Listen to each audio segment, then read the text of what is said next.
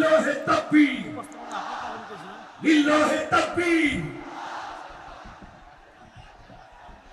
যশোরের স্মার্ট ছেলেরা, এই যে আমি যাদেরকে দেখতে পাচ্ছি, all are the Gen Z of Jashore. যারা জেন জি, ওরা স্মার্ট, ওরা ইশারা ইঙ্গিতে কাজ করে। এই যে পুরো গদি উল্টায় দিছে, ঠিক কিনা? 24-এর ছাত্র নাগরিক অভ্যুত্থান আমাদের দেখিয়ে দিচ্ছে কিভাবে চোখের ইশারায় গদি উল্টে দিতে হয়। তো এই জেনজিদের নিয়ে বসেছি, ওরা তো স্মার্ট, ওরা ডিস্টার্ব করবে না। মেহরবানি করে আমার সাথে কানেক্ট করো, 1 to 1, brain to brain, eye to eye, eye contact করো আমার সাথে, তাকাও। কষ্ট হলো আমার দিকে তাকাও, আওয়াজ করা যাবে না, আমার দিকে তাকাও। প্রিয় ভাইয়েরা, হিউম্যান রিসোর্স ডেভেলপমেন্টের ব্যাপারে কিছু কথা বলবো। এই যে আমাদের বিশাল জনসংখ্যা, এই জনসংখ্যাকে কি করে জনসম্পদে রূপান্তরিত করা যায় এ ব্যাপারে কথা বলবো। আমি সূরাতু বনী ইসরাইলের 70 নম্বর আয়াত তেলাওয়াত করেছি। এই আয়াতের আলোকে কিছু কথা আমি আপনাদের সামনে বলবো। আল্লাহ তাআলা ইরশাদ করছেন, ওয়ালাকাদ কাররামনা বনী আদম ওয়া হামালনাহুম ফিল বাররি ওয়াল বাহরি ওয়া রাযাকনাহুম মিনাত তাইয়্যিবাত ওয়া ফাদ্দালনাহুম আলা কাসীরিম মিম্মান খালাকনা তাফদীলা। পড়েন আল্লাহু আকবার। রব্বুল আলামিন বলেন, ওয়ালাকাদ কাররামনা বনী আদম, আমি বনী আদমকে সম্মানিত করেছি, বনী আদমকে মর্যাদা দিয়েছি। ওয়া হামালনাহুম ফিল বাররি ওয়াল বাহর, বনী আদমকে জলে স্থলে, স্থলে এবং সমুদ্রে চলাচলের বাহন দিয়েছি। ওয়া রাযাকনাহুম মিনাত তাইয়্যিবাত, তাদেরকে পবিত্র রিজিকের বন্দোবস্ত করেছি।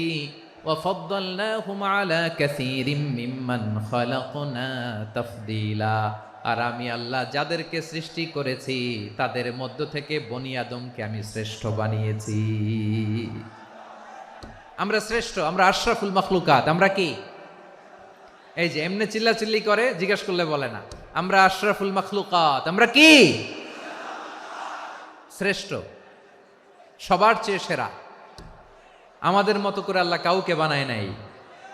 2 পায়ে ভর করে শির দ্বারা এরকম স্ট্যান্ড রেখে মাথা উঁচু করে দাঁড়াতে পারে এরকম কোন প্রাণী পৃথিবীতে আছে? এজন্য আল্লাহ বলেন, ওয়ালাকাদ কাররামনা বনী আদম, আমি বনী আদমকে সম্মানিত করেছি, তাদেরকে আমি মর্যাদা দিয়েছি। তাদেরকে আমি যত মর্যাদা দিয়েছি আমার কোন সৃষ্টিকে এত মর্যাদা দেই নাই। পড়েন সুবহানাল্লাহ। I have dignified the status of the sons of Adam. আদমের সব সন্তানের মর্যাদা আমি বাড়িয়েছি। আল্লাহ এখানে বলেননি ওয়ালাকাদ কাররামনাল মুমিনিন, আমি মুমিনের মর্যাদা বাড়িয়েছি, বলেছেন? আল্লাহ এখানে বলেন নাই ওয়ালাকাদ কাররামনাল মুসলিমিন, আমি মুসলিমের মর্যাদা বাড়িয়েছি। আল্লাহ বলেছেন ওয়ালাকাদ কাররামনা বনী আদম, আমি বনী আদমের সম্মান বাড়িয়েছি। হোক সে মুমিন কিংবা কাফের, মুসলিম কিংবা মুশরিক, আস্তিক কিংবা নাস্তিক, আরব কিংবা অনারব, যেই হোক না কেন, আদম সন্তান সবগুলার মর্যাদা বাড়ায় দিয়েছে কে? সবার মর্যাদা আল্লাহ বাড়িয়েছে। মানুষ হিসেবে মর্যাদা। বিশ্বনবী সাল্লাল্লাহু আলাইহি ওয়াসাল্লাম ইহুদির লাশ দেখে দাঁড়িয়ে গেলেন। কার লাশ? আমার যশোরের ভাইয়েরা আওয়াজ করে বলুন, কার লাশ? ইহুদির লাশ দেখে দাঁড়ায় গেলেন। সাহাবারা বললেন, ইয়া রাসূলুল্লাহ, আপনি দাঁড়ালেন যে, এটা তো ইহুদির লাশ। বিশ্বনবী বললেন, আওয়ালাইসাত নাফসান, এটা কি মানুষ নয়? এটা হোক ইহুদি হোক খ্রিস্টান, এটা তো মানুষ। আমি মানুষ দেখে দাঁড়িয়েছি। আই স্যালিউট দ্য হিউম্যানিটি, আমি মানবতাকে সম্মান করেছি। পড়েন সুবহানাল্লাহ। তাহলে এই জমিনে মানুষের মর্যাদা বেশি, হোক আস্তিক হোক নাস্তিক, হোক মুমিন কিংবা কাফের। আদমের সন্তান হলে, মানুষ হলেই তার মর্যাদা বাড়িয়েছে কে? আমার কলিজার টুকরা যশোরের ভাইয়েরা, মানুষের মর্যাদা আল্লাহ এত বাড়িয়েছেন, মানুষ জীবিত থাকলেও যেমনি মর্যাদাবান, মরে গেলেও মর্যাদাবান। সুবহানাল্লাহ পড়েন। মানুষ মরে গেলে এই ডেড বডিটা কি হয়? পচে যায়, গলে যায়, মাটির সাথে মিশে যায়। তাই বলে আপনি ডেড বডির সাথে যাচ্ছে তাই করতে পারবেন না। পারবেন? কেউ যদি অন্যায় করে, তাকে যদি আপনি শাস্তির আওতায় আনেন, যা মনে চায় করতে পারবেন না। তারা আগুন দিয়ে পোড়াতে পারবেন না, নাক কাটতে পারবেন না, কান কাটতে পারবেন না, অঙ্গ বিকৃতি করতে পারবেন না। কারণ মানব জাতির মর্যাদা স্বয়ং দিয়েছে কে? ডেড বডি পচে যাবে, গলে যাবে, তারপরে ইসলাম বলে না, খবরদার, এই মরা লাশটারও একটা মর্যাদা আছে না নাই? ইসলাম বলে এই লাশটা গলে যাবে, পচে যাবে, কিন্তু এটার অমর্যাদা করো না।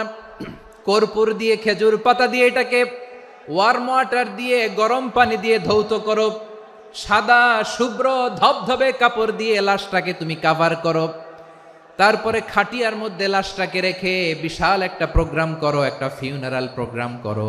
ওই প্রোগ্রামের ডানে বায়ে পেছনে লাশটারে রাখলে হবে না, প্রোগ্রামের একেবারে সামনটাতে তুমি লাশটাকে রাখো। সুবহানাল্লাহ। একটা ফিউনারাল প্রোগ্রাম করতে হবে, তাকে শেষ বিদায় জানাতে হবে, যেটাকে আমরা জানাজা বলি। কি বলি?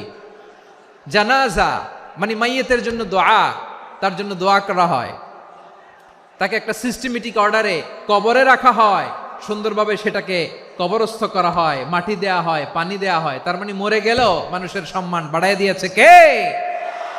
এজন্য আল্লাহ বললেন ওয়ালাকাদ কাররামনা বানি আদম, বনি আদমের সম্মান মর্যাদা আমি আল্লাহ বাড়িয়ে দিয়েছি। মানুষের সম্মানে তুমি কখনো আঘাত করো না, ঠিক কি না? তাহলে ভাই, প্রথম মেসেজ হচ্ছে, the first and foremost message tonight to the people of জাসর, আল্লাহ বলেন, I have dignified the status of son of Adam. আমি বনি আদম সবার মর্যাদা বাড়িয়ে দিয়েছি, হোক আস্তিক নাস্তিক, হোক কাফের কিংবা মুশরিক, তার মর্যাদা বাড়াই দিছে কে? যখন বন্যা হয়, আমরা ত্রাণ নিয়ে যাই, আমরা শুধু মুসলমানদেরকে ত্রাণ দেই নাকি? হ্যাঁ, আমরা মুসলমানকেও দেই, অমুসলমানকেও দেই, হিন্দুকেও দেই, বৌদ্ধকেও দেই। যেখানেই মানবতা বিপন্ন, সেখানে ইসলামের হেল্পিং হ্যান্ড আছে না নাই? সুবহানাল্লাহ। কি দিন আমরা পেয়েছি, কি বিধান আমরা পেয়েছি। ওয়ালাকাদ কাররামনা বানি আদম, আমি বনি আদমকে সম্মানিত করেছি। এরপর আল্লাহ বললেন ওয়া হামালনাহুম ফিল বাররি ওয়াল বাহর, মানুষকে স্থলে এবং সমুদ্রে চলাচলের বাহন আমি দিয়েছি। স্থলে কিভাবে চলবে, জলে কিভাবে চলবে, এই বাহনের ব্যবস্থা করেছে কে? এই জেনজি, এই স্যামড়া, ইরাম করতেছ কিসের জন্য? হ্যাঁ, ইরাম করলে চলবি? হ্যাঁ, বস বস বস বস। আওয়াজ করতেছো কেন? দিবানা, কথা বলতে দিবানা আমাকে? তো এইটা বুঝি তোমাদের ভালোবাসার নমুনা? তোমাদের ভালোবাসার কারণে যদি আমি কোথাও দাঁড়াতেই না পারি, কোথাও বসতে না পারি, কোথাও দুটা কথা বলতে না পারি, এই ভালোবাসা দিয়ে কি হবে আমার? বরং ঘামতে ঘামতে ঘর্মাক্ত হব, রক্তাক্ত হব। কিন্তু সেন্ট্রাল থেকে, সেন্ট্রালি যে ইনস্ট্রাকশন আসবে, সেই ইনস্ট্রাকশনের এক চুল আমরা ডানে বায়ে যাব না। এইটা গণজাগরণের জন্য এইটা দরকার, ইসলামী বিপ্লবের জন্য এইটা দরকার। তো আধা ঘন্টা ধরে যদি তোমাদেরকে থামানোই না যায়, এই লস্কর দিয়ে আমি কি করব? আল্লাহর ওয়াস্তে নো নো নো স্লোগান, চুপচাপ একেবারে আমার দিকে তাকাও। আল্লাহ বললেন ওয়া হামালনাহুম ফিল বাররি ওয়াল বাহর, জলে স্থলে আমি চলাচলের যানবাহনের ব্যবস্থা করেছি। আমরা স্থলে ঘোড়ার উপরে চড়ি, উটের উপরে চড়ি, গাড়ির উপরে চড়ি। এই যে গাড়ির ইঞ্জিন বানাইছি আমরা, এটার মেধা দিয়েছে কে? আবার সাগরের মধ্যে আমরা নৌযান, জলযান, বড় বড় জাহাজ দিয়ে এক মহাদেশ থেকে আরেক মহাদেশ যাই, এক দেশ থেকে মালামালগুলো আরেক দেশে পাঠাই। সাগরের ভেতরে নৌকাগুলোরে ধরে রাখলো কে? ওয়ালফুলকিল্লাতী তাজরি ফিল বাহরি বিমা ইয়ানফাউন নাস, মানুষের উপকার আছে এরকম সরঞ্জামাদি নিয়ে সাগরের উপরে বিশাল বিশাল জলযানগুলো চলে। এগুলো ডুবে যায় না, কাত হয়ে যায় না, পড়ে যায় না। এগুলোকে স্থিতিস্থাপকতাকে ঠিক করে রাখলো কে? আপনারা জাহাজ দেখেছেন? জাহাজ, হ্যাঁ, বাড়ি চট্টগ্রাম হইলে দেখতে পারতেন। দেখছেন? বিশাল বিশাল জাহাজ, বিশাল জাহাজ মালামাল নিয়ে এক মহাদেশ থেকে আরেক মহাদেশে যায়। গত মাসে আমার জাপান সফর ছিল। এই যে বাংলাদেশে যে গাড়িগুলো চালান, বেশিরভাগ গাড়ি আসে কিন্তু জাপান থেকে। হাজার হাজার গাড়ি একটা জাহাজ বহন করতে পারে, হাজার হাজার গাড়ি। এটারে সাগরের মধ্যে ভাসাইলো কে? সবাই বলুন, ভাসালো কে? হাজার হাজার গাড়ি নিয়ে জাপানিজ গাড়িগুলো আমাদের চট্টগ্রামের এয়ারপোর্টের বন্দরে ভিড়ে। যুক্তরাষ্ট্রে আমি দেখেছি বিশাল বিশাল জাহাজ। আপনারা টাইটানিক জাহাজের নাম শুনেছেন? টাইটানিকেরও 8 গুণ 10 গুণ বড়। সুবহানাল্লাহ কইবেন না? টাইটানিক জাহাজের 8 গুণ 10 গুণ বড় একটা জাহাজ আছে, আইকন অফ দ্য সি, আমি দেখে এসেছি। রয়্যাল ক্যারিবিয়ান দেখে এসেছি। সাগরের সামনে জেটিতে যখন দাঁড়ালাম, জাহাজটা যখন যায়, আমার মনে হচ্ছে একটা শহর, গোটা শহর, the entire city is floating on the water. পুরো একটা শহর মনে হয় পানির উপর দিয়ে ভেসে যাচ্ছে। পড়েন সুবহানাল্লাহ। এই যে আইকন অফ দ্য সি, এই ক্রুজ, এই জাহাজটা, এটার ভিতরে স্টেডিয়াম আছে। কিসের ভিতরে স্টেডিয়াম? কথা বুঝে নাই বোধহয়। স্টেডিয়াম কিসের ভিতর? সুইমিং পুল আছে, শপিং মল আছে, রেস্টুরেন্ট আছে, ক্লাব আছে, 3000 4000 রুম বিশিষ্ট, কক্ষ বিশিষ্ট হোটেল আছে। এই সবগুলোর নিয়ে এগুলো চলে সাগরের এই দোলার মধ্যে, জলোচ্ছ্বাসের মধ্যে, এই সাগরের ভেতরে এই জাহাজগুলোর ভাষায় রাখছে কে? সূরাতুর আর রহমানে আল্লাহ তাআলা বললেন, ওয়ালাহুল জাওয়ারিল মুনশাআতু ফিল বাহরি কাল আ'লাম ফাবিআইয়ি আলা, সবাই পড়েন, ফাবিআইয়ি আলাই রাব্বিকুমা তুকাযযিবান। পাহাড় সম বড় বড় জাহাজগুলো মাল বোঝাই করে সাগরের মধ্যে ভেসে বেড়ায়। এগুলো দিয়ে মালামাল বহন করা যায়, মানুষরা এক দেশ থেকে আরেক দেশে যায়। এই জাহাজগুলোর সাগরের ভেতরে ভাসায় রাখলো কে? এই আয়াতের ভেতরে আল্লাহ তাআলা সূরাতু বানী ইসরাঈলের এই চমৎকার আয়াতের ভেতরে আল্লাহ তাআলা বেসিক্যালি মানব জাতির প্রতি তার 4টি স্পেশাল অনুগ্রহের কথা বলেছেন। কয়টি?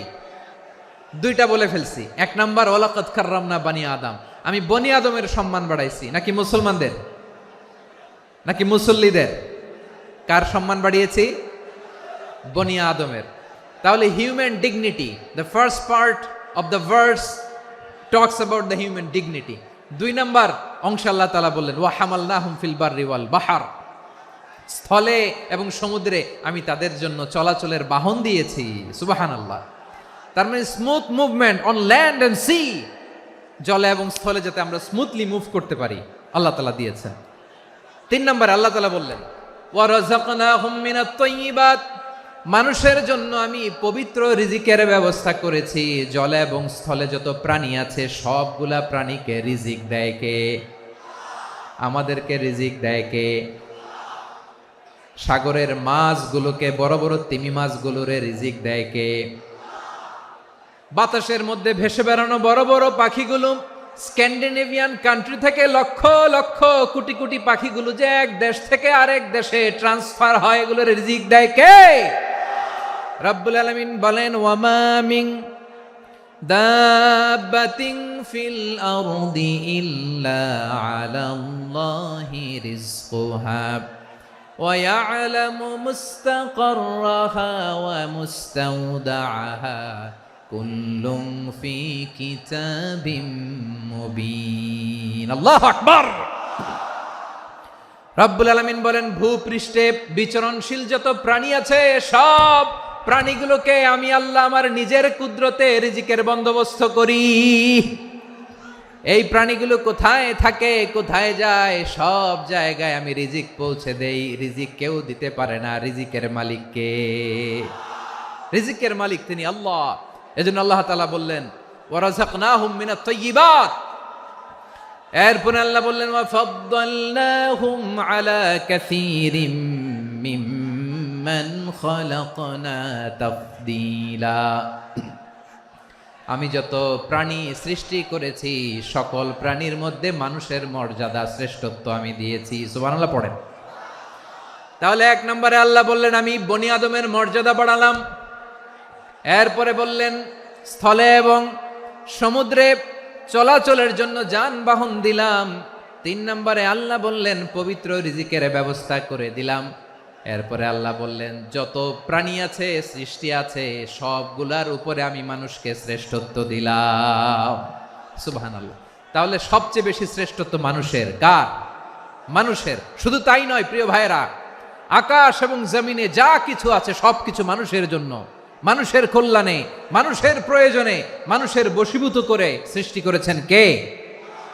রব্বুল আলামিন বলেন, হুয়াল্লাযী খালাকা লাকুম মা ফিল আরদি জামিআ।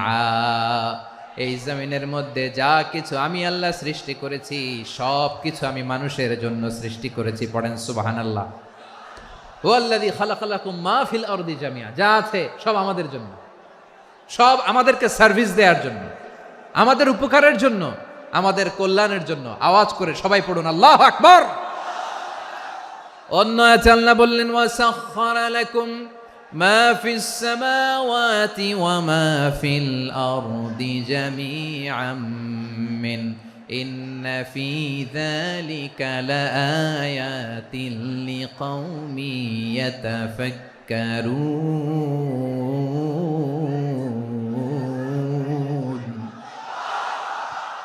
প্রথমে আয়াতে আল্লাহ বললেন, জমিনে যা আছে সব তোমাদের কল্যাণে আমি সৃষ্টি করলাম। এরপরে আল্লাহ বললেন, আকাশেও যা আছে সব তোমাদের জন্য সৃষ্টি করলাম, তোমাদের অনুগত বানায় দিলাম। পড়েন সুবহানাল্লাহ। মানুষের কি ব্রেইন দেখেন, মানুষ জমিন ছেড়ে আকাশে চলে যায়। পাখি দেখে মানুষের শখ হলো, পাখি যেহেতু উঠতে পারে আমরাও পারবো। অরবিল রাইট, উইলবার রাইট, দুই ভাই মিলে আঁকাঝোঁকা করতে করতে করতে করতে প্লেন বানায় ফেললো। কোন সুবহানাল্লাহ।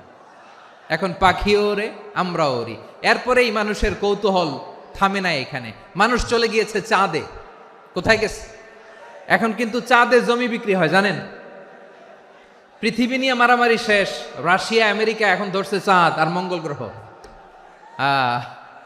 এখন চাঁদে জমি বিক্রি হয়, মঙ্গলে জমি বিক্রি হয়। এই চাঁদ, মঙ্গল, বৃহস্পতি, শনি সব আল্লাহ তাআলা আমাদের জন্য বানিয়েছেন। সুবহানাল্লাহ পড়েন। মানুষ সাগরের উপরে চড়ে, শূন্যে ভেসে বেড়ায়, পাহাড় কেটে সুড়ঙ্গ বানায়, টানেল বানায়। মানুষ ব্রডব্যান্ডের লাইন নিয়ে যায় সাগরের ভেতর দিয়ে, এক দেশ থেকে আরেক দেশে, এক মহাদেশ থেকে আরেক মহাদেশে। সুবহানাল্লাহ পড়েন। তার মানে গোটা বিশ্বের সব কিছুর উপরে control, superiority over all creatures, সব কিছুর উপর কন্ট্রোল, মনিটরিং, নিয়ন্ত্রণ, এটা প্রতিষ্ঠা করে দিয়েছে কে? এজন্যই মানুষের শ্রেষ্ঠত্ব। ওয়ালাকাদ কাররামনা বানি আদম, আমি বনি আদমের সম্মান বাড়িয়েছি, মর্যাদা আমি বাড়িয়ে দিয়েছি এই কারণে, কারণ মানুষ সব কিছুর উপর নিয়ন্ত্রণ নিতে পারে। মানুষকে নিয়ে এই কোরআনের সব আলোচনা, মানুষকে নিয়ে এই কোরআনের সব। তাই কোরআনের কেন্দ্রীয় আলোচ্য বিষয় হচ্ছে মানুষ। কোরআনের কেন্দ্রীয় আলোচ্য বিষয় কি? যশোরের ভাইয়েরা বুঝে থাকলে সবাই বলবেন, কোরআনের কেন্দ্রীয় আলোচ্য বিষয় কি? এই যে আমি মূল আলোচনায় যাচ্ছি এখন। কেন মানুষ কোরআনের কেন্দ্রীয় আলোচ্য বিষয়? এই যে ভাইয়েরা, এই যে হাত জোর করে, এই যে Jessore Gen Z, the smart people of Jessore, হাত জোর করে বলতেছে, হাত জোর করে তোদের কাছে আল্লাহর দোহাই লাগে, স্টপ স্টপ। শুরুতে একবার বলেছে, জায়গা না হলে আস্তে আস্তে ধাক্কা দিবা, সামনে না পিছনে, দিয়ে দিয়ে বেরোয় চলে যাও। এলইডিতে দেখো, এই যে এই যে আল্লাহর ওয়াস্তে জায়গা না হলে ওদিকে যাও। কোরআনের মাহফিলে বিশৃঙ্খলা, এটা কাফিরদের আলামত। কাফিররা শীষ দিত, শীষ। বিশ্বনবী কোরআনের তাফসির করলে কাফিররা শীষ দিত আর ক্ল্যাপিং করত, হুইসেল অ্যান্ড ক্ল্যাপিং। তো আমরা কি এখানে বিশৃঙ্খলা করতে আসছি? তো বারবার থামানো লাগে কেন? কোনো আওয়াজ হবে না, বললাম তো, স্টপ। আওয়াজ করে বলুন, কোরআনের কেন্দ্রীয় আলোচ্য বিষয় কি? সবাই বলেননি। এতগুলো মানুষ উত্তর দিলে এতটুকু আওয়াজ হয়, অন্তত আমি বিশ্বাস করি না। যশোর, আওয়াজ করে বলো, কোরআনের কেন্দ্রীয় আলোচ্য বিষয় কি? মানুষ। এই মানুষ কোরআনের কেন্দ্রীয় আলোচ্য বিষয়। মানুষকে আল্লাহ স্বাধীনতা দিয়েছেন। ফামান শাআ ফালইউমিন ওয়া মান শাআ ফালইয়াকফুর। চাইলে মুমিন হতে পারো, চাইলে কাফের হতে পারো, তোমার ইচ্ছা। তবে জেনে রাখো, মুমিন হলে পাবা জান্নাত, কাফির হলে পাবা জাহান্নাম। নাও দ্য ডিসিশন ইজ ইয়ার্স। সিদ্ধান্ত তোমার, জান্নাতে যাবা না জাহান্নামে যাবা। যশোরের ভাইয়ের আওয়াজ করে বলুন, কই যেতে চান, জান্নাতে না জাহান্নামে? ডান দিকে না বাম দিকে? ডানপন্থী না বামপন্থী? চিল্লা চিল্লি না চুপচাপ? চুপচাপ কয়ে আবার চিল্লাচিল্লি শুরু করে দিচ্ছে। মাশাআল্লাহ।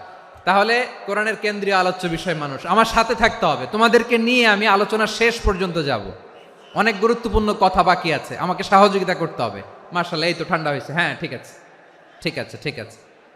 মানুষকে আল্লাহ এত স্বাধীনতা দিয়েছেন, মানুষ চাইলে অনেক ভালো হইতে পারে। ভালোর রাস্তাও খোলা, খারাপ হওয়ার রাস্তাও খোলা। ভালো হইলে মানুষ অনেক ভালো, খারাপ হইলে অনেক খারাপ। ভালো হইলে সবচেয়ে ভালো, খারাপ হইলে সবচেয়ে খারাপ। এজন্য সিদ্ধান্ত আপনাকেই নিতে হবে। আল্লাহ তাআলা বলছেন, লাকাদ খালাকনাল ইনসানা ফি আহসানি তাকওয়িম সুম্মা রাদাদনাহু আসফালা সাফিলিন। আমি মানুষকে অনেক সুন্দর অবয়বে, সুন্দর আকৃতিতে সৃষ্টি করেছি। তার শুধু চেহারার ডিজাইনটাই সুন্দর নয়, তার ব্রেনটা বড্ড সুন্দর, তার মানসিকতা বড্ড সুন্দর, তার সৃজনশীলতা বড্ড সুন্দর। পড়েন সুবহানাল্লাহ। আমাদের চেহারা, অবয়ব, ডিজাইন যে সুন্দর তা না, আমাদের ব্রেনটা অনেক সফিস্টিকেটেড ব্রেন, অনেক সফিস্টিকেটেড। এই 1.5 কেজি ব্রেন ইউজ করে মানুষ গোটা বিশ্বে সভ্যতা বিনির্মাণ করেছে, ঠিক কিনা? এই ব্রেন আল্লাহ তাআলা আমাকে দিয়েছে। এটারে কাজে লাগালে, আপনার 6 সেন্স কাজে লাগালে আপনি অনন্য মানুষ হয়ে উঠবেন, মহামানবে রূপান্তরিত হবেন। মানুষ হতে পারে, চাইলেই মহামানব হতে পারে। আবার যদি মানুষ চায় খারাপও হতে পারে। আল্লাহ বললেন শুধু ভালোই না, ভালো হতে চাইলে অনেক ভালো তুমি হতে পারো, আবার খারাপ হতে চাইলে অনেক খারাপ তুমি হতে পারো। সুম্মা রাদাদনাহু আসফালা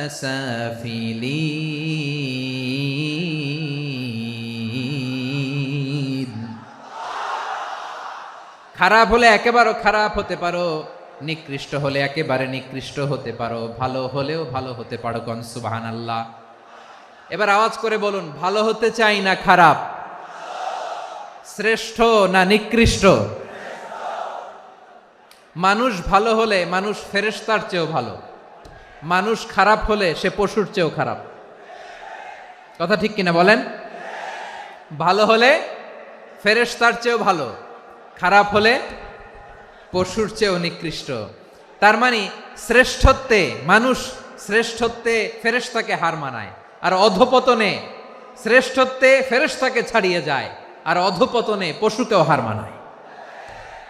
আই রিপিট, আমি আবারও বলছি, মানুষ শ্রেষ্ঠত্বে ফেরেশতাকে ছাড়িয়ে যায়, আর অধপতনে সে পশুকেও হার মানায়। আওয়াজ করে বলতে হবে ঠিক কিনা? এটার প্রমাণ কি? মানুষ শ্রেষ্ঠ হইলে যে ফেরেশতার চেয়েও সেরা, তার প্রমাণ কি? আল্লাহ তাআলা বলছেন, ওয়া ইয কুলনা লিল মালাইকাতি ইসজুদু লি আদম ফাসাজাদু ইল্লা ইবলিস আবা ওয়াস্তাকবারা ওয়া কানা মিনাল কাফিরিন। আল্লাহ বলেন, স্মরণ করো সে সময়ের কথা যখন আমি ফেরেশতাদেরকে বললাম, ও ফেরেশতারা আদমকে সেজদা দাও। সব ফেরেশতারা সম্মান সূচক সেজদা আদমকে দিল, তারা আদমের জন্য সেজদায় লুটিয়ে পড়লো, একজন ছাড়া, তার নাম ইবলিস। আওয়াজ করে বলেন, তার নাম কি? সে অহংকার প্রদর্শন করলো, সে কাফের হয়ে গেল, বাকি সব ফেরেশতারা সেজদা দিল। সুবহানাল্লাহ। আবার আদম আলাইহিস সালামকে আল্লাহ জিজ্ঞেস করলেন, সব বলে দিল উত্তর, কিন্তু ফেরেশতাদেরকে একই প্রশ্ন জিজ্ঞেস করলেন, তারা উত্তর করতে পারে নাই। তার মানে এর মধ্য দিয়ে প্রমাণিত হয়, মানুষ ভালো হলে ফেরেশতার চেয়েও ভালো, ফেরেশতার চেয়েও মানুষের মর্যাদা বাড়িয়ে দিয়েছে কে? সব নূরের ফেরেশতা যখন মাটির আদমকে সেজদা দেয়, এটা প্রমাণ করে ফেরেশতার চেয়েও মানুষের মর্যাদা বাড়িয়ে দিয়েছে কে? তুমি মাটির আদমকে প্রথম সৃষ্টি করিয়া ঘোষণা করিয়া দিলে শ্রেষ্ঠ বলিয়া, তাই তো নূরের ফেরেশতা করে আদমকে সেজদা। ঠিক কিনা বলেন? তাই তো নূরের ফেরেশতা করে আদমকে সেজদা, সবার চেয়ে সম্মান দিলে মাটির আদমকে। আল্লাহু আল্লাহু তুমি জাল্লে জালালুহু, শেষ করা তো যায় না গে তোমার গুণগান। পড়েন না? পড়েন, আল্লাহু আল্লাহু তুমি জাল্লে জালালুহু, শেষ করা তো যায় না গে তোমার গুণগান। আল্লাহু আল্লাহু, আল্লাহু আকবার। আদমের মর্যাদা বেশি, মানুষের মর্যাদা বেশি, মানুষ শ্রেষ্ঠ তার প্রমাণ, নূরের ফেরেশতা মাটির আদমকে সেজদা করে আওয়াজ করে বলেন ঠিক কিনা। তাহলে মানুষ ভালো হলে ফেরেশতার চেয়ে ভালো। আবার মানুষ যদি খারাপ হয় সে পশুর চেয়েও খারাপ, অধপতনে পশুত্বকে হার মানায়। তার প্রমাণ কি? তার প্রমাণ হচ্ছে যশোরের ভাইরা দেখবেন পত্রিকায় নিউজ পেপারে মাঝে মাঝে এরকম দেখা যায়, এক মানুষ আরেক মানুষকে হত্যা করে ২০ টুকরা করে বস্তার ভেতরে ভরেছে। আপনারা এই নিউজ পড়েন নাই না? দেখেন নাই? দেখছেন? মানুষ মানুষকে হত্যা করে কয় টুকরা? জোরে বলেন। এখানেই ক্ষান্ত হয় না, আবার কোথায় ভরছে? বস্তার ভেতরে। আচ্ছা, বুঝে থাকলে আওয়াজ করে বলেন, কোনদিন শুনছেন একটা হাতি আর একটা হাতিকে হত্যা করে ২০ টুকরা করছে, এরপরে বস্তার ভিতরে ভরছে? হয়েছে? তাহলে দেখেন, মানুষ যদি খারাপ হয় সে পশুকেও হার মানায়। চিল্লায় বলো ঠিক কিনা। এমনও দুশ্চরিত্র মানুষ আছে যার নজর থেকে ৬ মাসের ছোট্ট মেয়ে থেকে শুরু করে ৮০ বছরের বৃদ্ধারাও নিরাপদ নয়। পশুকেও হার মানে। মানুষের ঘর জ্বালিয়ে পুড়ে মেসাকার করে দেয়, জনপদের পর জনপদ জ্বালায় দেয়। এরকম আছে না নাই? তাহলে আমরা বুঝলাম মানুষ ভালো হলে অনেক ভালো, খারাপ হলে অনেক খারাপ। ও আমার কলিজার টুকরা যশোরের ভাইয়েরা, আসুন না ৩ দিন ব্যাপী এই তাফসিরুল কোরআনের ঐতিহাসিক প্রোগ্রাম থেকে আমরা সিদ্ধান্ত নেই, আমরা ভালো মানুষ হব নাকি খারাপ মানুষ হব। কলিজা থেকে, প্রাণ থেকে আওয়াজ করে সবাই বলুন, ভালো মানুষ নাকি খারাপ মানুষ? ভালো মানুষ হইতে হবে। ভালো মানুষ যারা জগৎটাকে এনলাইটেন করবে, যারা সত্যের বীর সেনানী হয়ে দাঁড়াবে, যারা সত্যের পক্ষে কথা বলবে, যারা জালিমের মসনদকে ভেঙে খান খান করে দেবে। এরকম হওয়ার দরকার আছে না নাই? এরকম ভালো মানুষ আমরা হতে চাই কি চাই না? মানুষকে যত্ন নিলে মানুষ যে কত ভালো হয় আপনি কল্পনাও করতে পারবেন না। এই যে আপনাদের যশোরে যে ভালো ছেলেগুলো আছে, যে ভালো তরুণগুলো আছে, যে যুবকগুলো আছে, যে ভালো আলেমরা আছে, ভালো নেতারা আছে, সবাই যদি তাদের মতো হতো, পুরো যশোরটা একটা জান্নাতের টুকরা হয়ে যেত। আওয়াজ করে বলেন ঠিক কিনা। মানুষকে নার্চারিং করলে, মানুষকে পলিশ করলে, মানুষকে গ্রুমিং করলে, মানুষকে সঠিক তারবিয়া দিলে মানুষ অনন্য হয়ে ওঠে। প্রতিটি মানুষ অনন্য। আমি অনন্য, আপনি অনন্য, আমরা সবাই অনন্য। সুবহানাল্লাহ বলেন।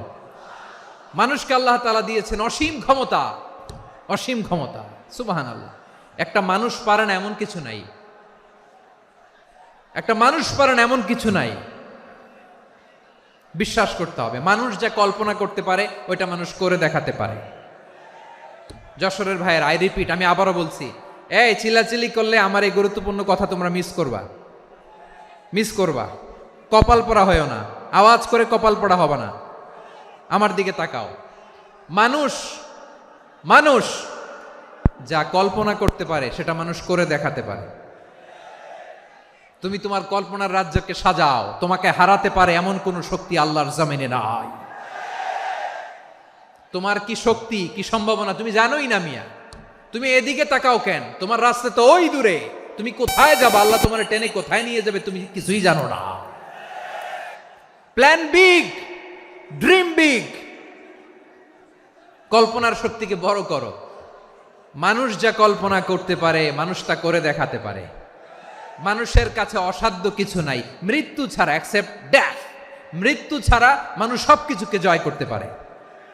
মৃত্যু ছাড়া যে কোনো অসাধ্যকে সাধন করার ক্ষমতা মানুষকে দিয়ে দিয়েছে কে? হারার জন্য তোমার জন্মই হয় নাই, তোমার জন্ম হয়েছে জিতার জন্য, বিজয়ের জন্য তোমার জন্ম। মানুষের শুরুটাই হয় বিজয় দিয়ে। যশোর, আওয়াজ করে বলো, মানুষের শুরু হয় কি দিয়ে? আমরা যখন আমার পিতার পৃষ্ঠদেশে ছিলাম, পিতার পৃষ্ঠদেশ থেকে শুক্রাণু যখন মায়ের গর্ভদেশে যেয়ে পড়ে, কতটা শুক্রাণু ভ্রমণ শুরু করে জানো? 20 কোটি শুক্রাণু। একবার সিমেন আউট হলে সেখানে 20 কোটি শুক্রাণু থাকে, ভ্রমণ শুরু করে। ওই 20 কোটি শুক্রাণুর মধ্য থেকে তুমি আমি আজকে এক বিকশিত শুক্রাণু মানব রূপে পৃথিবীতে এসেছি, সুবহানাল্লাহ। ওই 20 কোটি শুক্রাণুর প্রতিযোগিতায় সবাইরে পেছনে ফেলে সেদিন আমি সফল হয়েছিলাম, সেদিন আমি বিজয়ী হয়েছিলাম। সেদিন আমি এত ছোট ছিলাম, মাইক্রোস্কোপ দিয়েও আমার অস্তিত্ব টের পাওয়া যায় না। আমি এত তুচ্ছ ছিলাম, নগণ্য ছিলাম, আমার কান ছিল না, আমার চোখ ছিল না, আমার হাত ছিল না, আমার জন্য রিকমেন্ডেশন করার মতো মামু ছিল না, খালা ছিল না, কেউ ছিল না। তারপরেও ওই প্রতিযোগিতায়, ওই কম্পিটিশনে যখন আমারে কেউ হারাতে পারে নাই, আল্লাহর জমিনেও আমারে কেউ হারাতে পারে না। হারার জন্য তোমার জন্মই হয় নাই, তুমি আসছোই জিতার জন্য, সুবহানাল্লাহ। বিশ্বনবী বলেন, আন্নাসু মাআদিন কামাআদিনি যাহাবি ওয়াল ফিদ্দা খিয়ারুহুম ফিল জাহিলিয়াতি খিয়ারুহুম ফিল ইসলাম। Peoples are like mines of gold and silver. সোনার খনি, রূপার খনি, এর চেয়েও বড় খনি হচ্ছে এই মানব সম্পদের খনি। আওয়াজ করে বলেন আল্লাহু আকবার। আল্লাহ তাআলা এই সম্পদ আমাদেরকে দিছে। বিশ্বনবী বলেন, মানুষ হচ্ছে খনির মতো। খিয়ারুহুম ফিল জাহিলিয়াতি খিয়ারুহুম ফিল ইসলাম। জাহিলি যুগে যারা সেরা, ইসলামেও তারা সেরা। ইদা ফাকুহু, যদি তারা বুঝবান হয় তাহলে তাদেরকে সেরা বানায় দিবে কে? তাহলে মানুষের চেয়ে সেরা কেউ হতে পারে? মানুষের চেয়ে অনন্য কেউ হতে পারে? মানুষকে কেউ হারাতে পারে? আওয়াজ করে বলো, তোমাকে কেউ হারাতে পারবে? এই সাহস জাগছে আজকের আলোচনা থেকে। আমি তুমি অনন্য, আমাকে তোমাকে হারায় দেওয়া এত সহজ না, ঠিক কিনা? একটা কথা জীবনের সাথে সেট করে নিতে হবে, আমি জিতি নয় শিখি, আমি কখনো হারি না। জীবনের সাথে সেট করে নাও, জেনজি অফ জেসর, আমি কখনো হারি না, আমি হয় জিতি নয় শিখি। চিল্লায় বলো ঠিক কিনা? আমি কখনো হারি না, আমার হারানো এত সোজা না। কি সাহস জাগছে? বুকে সাহস জাগছে? তাকবীর পড়ো, লিল্লাহে তাকবীর। তাহলে বিশ্বনবী বললেন, নাসু মাআদিন, মানুষ হচ্ছে খনি। এই ধাক্কা ধাক্কি আমি জানি এগুলো ভালোবাসার ধাক্কা ধাক্কি, এজন্য আমি সহ্য করে নেই। এগুলো যে ভালোবাসার ধাক্কা ধাক্কি এটা আমরা বুঝি। পৃথিবীর কোনো আইন, সিকিউরিটি প্রটোকল দিয়ে এটারে মানানো যাবে না, কারণ এটা তো ভালোবাসা, লাভ।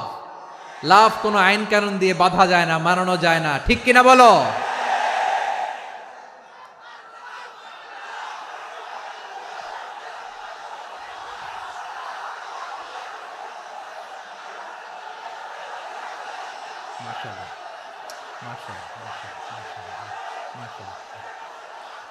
ঠিক আছে, বসুন বসুন বসুন। আল নাসু মাআদিন, মানুষ হচ্ছে খনি। এই খনির যত্ন নিতে হবে। আমার মা বাবা যারা এসেছেন, আপনার ছেলে মেয়ের যত্ন নেন। আপনার ছেলের মধ্যে যে কি পটেনশিয়াল আপনি জানেন না। আপনার এই ছোট্ট অবুজ ছেলেটাই আগামী দিনের শায়েখ আহমদুল্লাহ হবে। আপনার হেফজখানায় পড়া ওই ছোট্ট ছেলেটাই আগামী দিনের আল্লামা মামুনুল হক হবে। আপনার ওই ছেলেটা আমির হামজা হবে, আব্দুল হাই সাইফুল্লাহ হবে। এভাবে বড় বড় আলেম হবে, তারা যুগশ্রেষ্ঠ আলেম হবে। সেই একদিন এই বাংলাদেশের পার্লামেন্টে যে বক্তব্য দিয়ে যশোরের পক্ষে কথা বলবে। আপনি জানেন না, কাউকে ছোট করবেন না আপনি। ওর কনফিডেন্স আপনি কমাবেন না, আপনি কমাতে পারেন না। প্যান্ডেলে আমার যে মা বোনেরা আছেন, ছেলে মেয়েদেরকে কখনো ছোট করে কথা বলবেন না। ও যে কোথায় যাবে আপনি জানেন না। আপনি মা হয়ে তাকে সাহস দিবেন, তার কল্পনার জগৎটাকে সাজাতে তাকে উৎসাহিত করবেন, ঠিক কিনা বলেন? আর আমার প্যান্ডেলের আমার প্রিয় শ্রদ্ধাশীলা মায়েরা বোনেরা, আপনারা তো আরো দামি সম্পদ। বিশ্বনবী বলেন, আর দুনিয়া কুল্লুহা মাতা। আল্লাহ আল্লাহ আল্লাহ, বিশ্বনবীর কথার ওজন দেখেন। আর দুনিয়া কুল্লুহা মাতা ওয়া খায়রু মাতা'আদ দুনিয়া আল মারআতু সালিহা। বিশ্বনবী বলেন, দুনিয়ায় যা দেখো সব আল্লাহর দেওয়া অ্যাসেট, মানে সম্পদ। আর এত অ্যাসেটের ভিড়ে সবচাইতে শ্রেষ্ঠ সম্পদ হচ্ছে নেককার নারী। সুবহানাল্লাহ। ভাইয়েরা, বোনের সাথে খারাপ আচরণ করো না। সন্তান মায়ের সাথে খারাপ আচরণ করো না। আমাদের মায়েরা আমাদের asset, they are our priceless asset. কারণ এই মায়েদের পেটে এসেছে আল্লাহর ওলিরা, এই মায়েদের পেটে এসেছে খান জাহান আলী, এই মায়ের পেটে এসেছে শাহজালাল ইয়ামানি, এই মায়ের পেটে এসেছে আল্লাহর সব নবীরা, নাকি নবীরা আকাশ থেকে ধপ করে জমিনে নেমে আসছে? মায়ের পেটে আসছে। এই মায়ের পেটগুলো খনি। আমার সম্মানিতা মায়েরা, বোনেরা, নিজেকে ইসলাম দিয়ে সাজান, নিজেকে ইসলাম দিয়ে সাজান, নিজেকে পবিত্র রাখুন, নিজের আব্রু ইমান ইজ্জতের হেফাজত করুন, কোরআন পড়ুন, সুন্নাহ পড়ুন। আপনি জানেন না আপনার গর্ভে কে আসছে, কোন ক্ষণজন্মা পুরুষকে আল্লাহ তাআলা আপনার গর্ভে পাঠাবে আপনি জানেন না। মায়েরা, নিজেদেরকে পবিত্র রাখুন, ইসলাম চর্চা করুন, কোরআন চর্চা করুন, নৈতিকতা দিয়ে নিজেকে সাজান। যশোরের জেনজি, নিজেদেরকে প্রস্তুত রাখো আগামীর বাংলাদেশের জন্য। নৈতিকতা, মোরালিটি, ভ্যালিউজ দিয়ে নিজেকে সাজাও, ইসলাম দিয়ে নিজেকে সাজাও, কারণ আগামীর বাংলাদেশ ইসলামের বাংলাদেশ। বাংলাদেশের আসল পরিচয় ইসলাম। বাংলাদেশের আসল পরিচয় কি? সবাই বলে না। বাংলাদেশের আসল পরিচয় কি? এই ইসলাম নিয়ে আমরা সংসদ ভবন সাজাবো, রাজি আছি না নাই? শেকড় ভুলে যাওয়া যাবে না। আমরা ধাপে ধাপে শারিয়া আইনের দিকে যাব ইনশাআল্লাহ, কিন্তু জঙ্গিবাদ দিয়ে নয়, কট্টর পন্থা দিয়ে নয়। আমরা ইন্টেলেকচুয়ালি, গ্রাজুয়ালি, ধাপে ধাপে শারিয়া আইনের দিকে মুভ করব ইনশাআল্লাহ। বলো লিল্লাহি তাকবীর।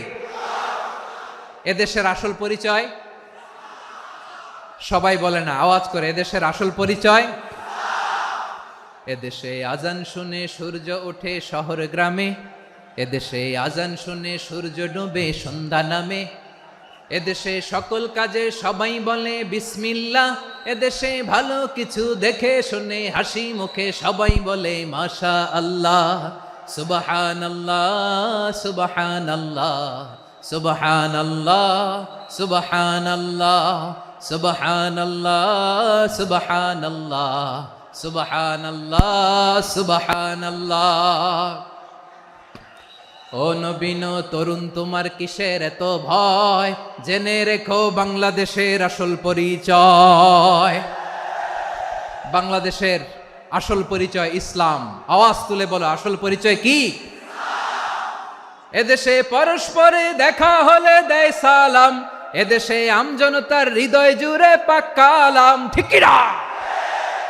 এদেশে বিপদ এলে সর্বজনে সর্বক্ষণে দোয়া পড়ে ইন্না লিল্লাহ, সুবহানাল্লাহ, সুবহানাল্লাহ, সুবহানাল্লাহ, সুবহানাল্লাহ। এদেশে আজান শুনে সূর্য ওঠে শহর গ্রামে, এদেশে আজান শুনে সূর্য ডুবে সন্ধ্যা নামে, এদেশে সকল কাজে সবাই বলে বিসমিল্লাহ, এদেশে ভালো কিছু দেখে শুনে হাসি মুখে সবাই বলে মাশা আল্লাহ, সুবহানাল্লাহ। আওয়াজ করে সুবহানাল্লাহ, সুবহানাল্লাহ, সুবহানাল্লাহ, সুবহানাল্লাহ। সবাই একসাথে সুবহানাল্লাহ, সুবহানাল্লাহ, সুবহানাল্লাহ, সুবহানাল্লাহ। এদেশের আসল পরিচয় কি? আওয়াজ করে বলতে ভয় লাগে। এদেশের আসল পরিচয় কি? ইসলাম দিয়ে আমাদের সংসদ ভবন চলুক, আমরা চাই কি চাই না? বঙ্গভবনে লা ইলাহা ইল্লাল্লাহর পতাকা উড়ুক, আমরা চাই কি চাই না? প্রতিটি জেলা অফিসে, ডিসি অফিসে লা ইলাহার পতাকা ঝুলুক, আমরা চাই কি চাই না? কারা কারা চাই হাত তুলে আল্লাহরে দেখায়।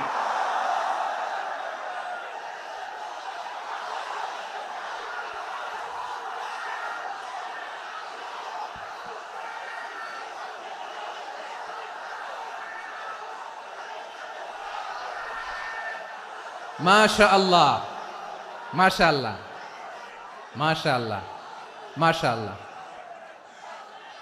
যশোর, আওয়াজ করে বলো, ভালো মানুষ না খারাপ মানুষ? বুঝে বলছো তো? মানুষ ভালো হলে যে কত ভালো। এই মানুষকে যত্ন নিলে, মানুষকে মানুষ বানালে যে সে কি হতে পারে শুনবা? হ্যাঁ, নাকি মোনাজাত দিয়ে দিব? শুনবা?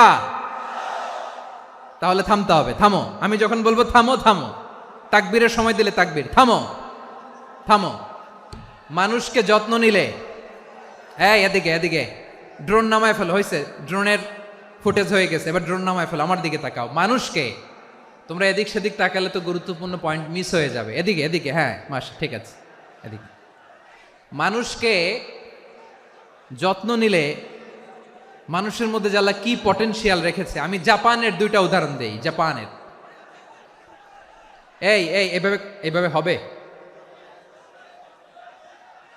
হয় বসো নয় পেছনে, কথা নাই, কথা তো বলাই যাবে না, হারাম কথা বলা আজকে, একেবারে চুপ। আজকের জন্য হারাম করে দিছে আমি, এই কিছু সময়ের জন্য একেবারে নিষিদ্ধ। জাপানের দুইটা উদাহরণ দেই, খেয়াল করে একটু শুনেন, বুঝবেন। আল্লাহ, 2022 সালে জাপানের সাথে জার্মানির খেলা, ফিফা ওয়ার্ল্ড কাপ 2022। এক পক্ষে জাপান, আরেক পক্ষে কোন দেশ?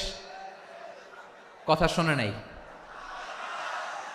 এক পক্ষে কোন দেশ, আরেক পক্ষে? সবাই, এক পক্ষে আরেক পক্ষে। ওই খেলায় জিতেছিল জাপান, জিতেছিল 22 সালের এই ফিফা ওয়ার্ল্ড কাপে জাপান ফুটবল খেলায় জিতে, as a part of their celebration তারা খেলার পরে পুরো স্টেডিয়ামটারে ক্লিন করে, the fan base of Japan, লক্ষ লক্ষ মানুষ খেলা দেখতে যায়, তো এত ডাস্টবিনও তো নাই, তো যারা ডাস্টবিনে জায়গা পায় নাই তারা এই যে চকলেটের প্যাকেট, পানির বোতল, চিপসের প্যাকেট তারা এদিকে সেদিকে রেখে দিয়েছে। জাপানের ভক্তরা, জাপানের ফলোয়াররা, as a part of their celebration তারা খেলার পরে পুরো স্টেডিয়ামের সব ময়লা আবর্জনা ক্লিন করে তারপরে বিদায় নিয়েছে। তাদেরকে কি ক্লিন করার দায়িত্ব দেয়া হয়েছিল? এই যশোর, জাপানের যে ছেলেরা খেলা দেখতে গেছিল ওদেরকে কি ক্লিন করার দায়িত্ব দিছিল? তারা কি স্টেডিয়ামের পরিচ্ছন্নতা কর্মী?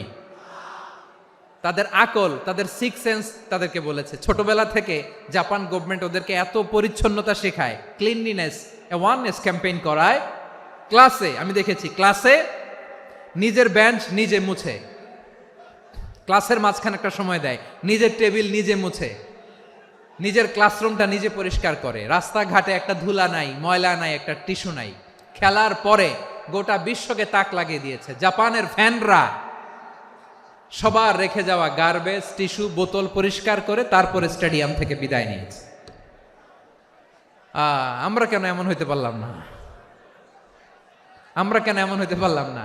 জাপানের যারা এগুলো করছে ওদের 3টা করে চোখ না? চোখ তো 3টা, জাপানো লাগো, জাপানো লাগো, হাত তো 4টা, কান তো 6টা, হ্যাঁ?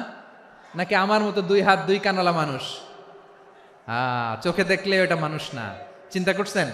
তার মানে জাপানিজদেরকে যে গ্রুমিং করে শিখানোর মাধ্যমে পরিচ্ছন্ন বানানো গেছে, ওরা যেমনি মানুষ আমরাও মানুষ। আমাদের সন্তানদেরকে শেখালে তারাও পারবে, পারবে কিনা?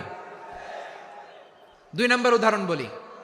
চট্টগ্রাম ফেনীতে যারা গিয়েছেন, মেঘনা গোমতী ব্রিজ প্রকল্প নাম শুনছেন? মেঘনা একটা ব্রিজ পার হওয়া লাগে, এই মেঘনা গোমতী, এখানে 3টা ব্রিজ, কাঁচপুর সহ এই 3টা ব্রিজের নির্মাণ কাজ, রেনোভেশনের কাজ দেয়া হয়েছিল জাপানের একটা কোম্পানিকে। কাকে?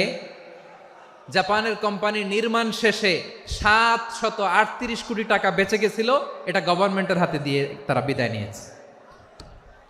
কত টাকা? 738 কোটি টাকা।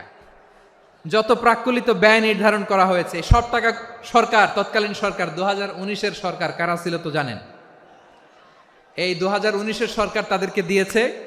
তারা রিনোভেশন নির্মাণ শেষে 738 কোটি টাকা অতিরিক্ত বেঁচে গেছিল, এটা আবার গভর্নমেন্টের হাতে বুঝাই দিয়ে তারা বিদায় নিচ্ছে। আমরা কেন এমন হইতে পারলাম না? জাপানের ওরাও মানুষ, আমরাও মানুষ, তার মানে মানুষে মানুষে পার্থক্য আছে না নাই? আচ্ছা, জাপানের 2টা উদাহরণ দিলাম, এবার আমার দেশের 2টা উদাহরণ দিব না?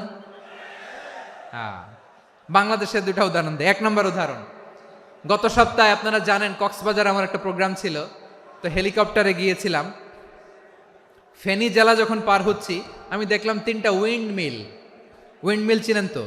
বিশাল পিলার, 3টা 4টা পাখা থাকে, বায়ু বিদ্যুৎ কেন্দ্র, বাংলাদেশের প্রথম বায়ু বিদ্যুৎ কেন্দ্র এটা। মুহুরী প্রজেক্ট বলে এটার, সম্ভবত মুহুরী প্রজেক্ট। তো সাগরের বাতাসের ঝাপটায় এটা ঘুরে এনার্জি হয়, ইলেকট্রিসিটি উৎপাদন হয়। তো আমি পাইলটকে বললাম, ভাই এগুলো থেকে কেমন ইলেকট্রিসিটি উৎপাদন হয়? কয় হুজুর একটুও হয় না, কিছুই হয় না। কিছুই হয় না মানে? বলে হুজুর বাংলাদেশে যত উইন্ড মিল আছে এটার পাখা একটাও ঘুরে না। আল্লাহ, বলেন কি? তাহলে এই যে কোটি কোটি টাকা ব্যয় করে যে উইন্ড মিল, কয় হুজুর ভিতরে ফিটফাট, উপরে ফিটফাট, ভিতরে সদরঘাট। তার মানে কোটি কোটি টাকা দিয়ে এই উইন্ড মিল বানায়, এখানে কিছু নাই। দুর্নীতির আড্ডাখানা, আখড়াখানা বাংলাদেশ, ঠিক কিনা বলেন? হায় রে, জাপানিজরাও মানুষ, আমরাও মানুষ। আমার এক নিকটাত্মীয় সরকারি চাকরিজীবী, উনি আমাকে বললেন, বাংলাদেশের আরেকটা উদাহরণ দেই। উনি আমাকে বললেন যে প্রতি বছর আমাদের অফিসের ফার্নিচার চেঞ্জ করে। আমি বললাম প্রতি বছর ফার্নিচার চেঞ্জ করে কেন?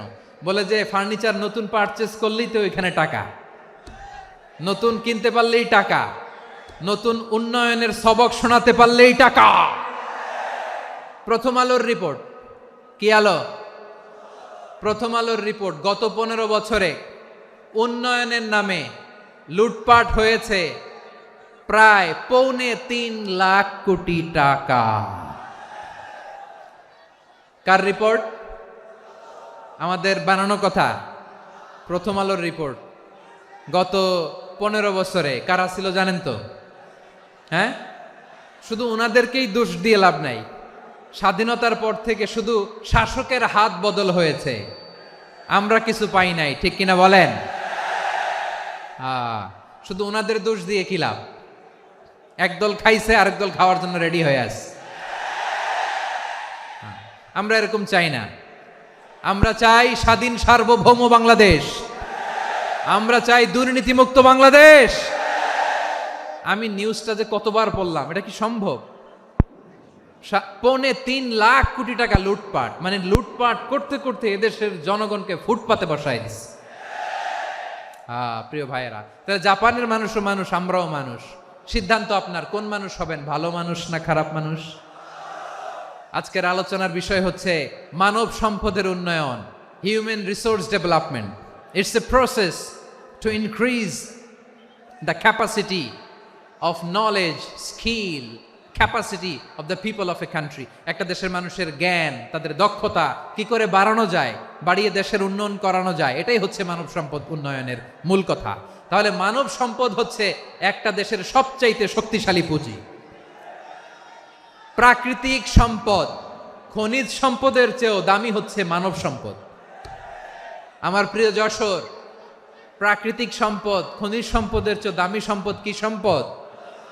আল্লাহ তাআলা দয়া করে আমাদেরকে এই মানব সম্পদ দিয়েছেন। আসুন আমাদের এই মানুষগুলোকে আমরা সোনার মানুষ বানাই। রাজি আছেন তো সবাই? রাজি আছেন?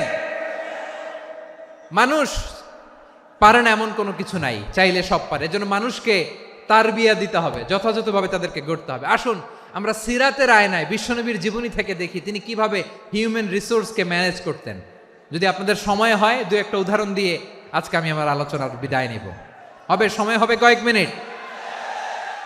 হ্যাঁ, শান্ত থাকবেন তো? শান্ত থাকবা? হ্যাঁ, ঠিক আছে। এই ধাক্কার মধ্যে ঢুকছে, এবার মজা বুঝতেছো তো? হ্যাঁ, মানা করছিলাম না? ঠিক আছে, টের পাও। হ্যাঁ, ঠিক আছে। যে আওয়াজ করবে আমি ওকে দেখতেছি, কে কে আওয়াজ করে দেখতেছি। শেষ কথা, শেষের দিকে চলে আসছি। বিষ্ণু ইসলাম কিভাবে হিউম্যান রিসোর্সকে ম্যানেজ করতেন, মজার কথা আছে কয়েকটা, বলে বিদায় নিব।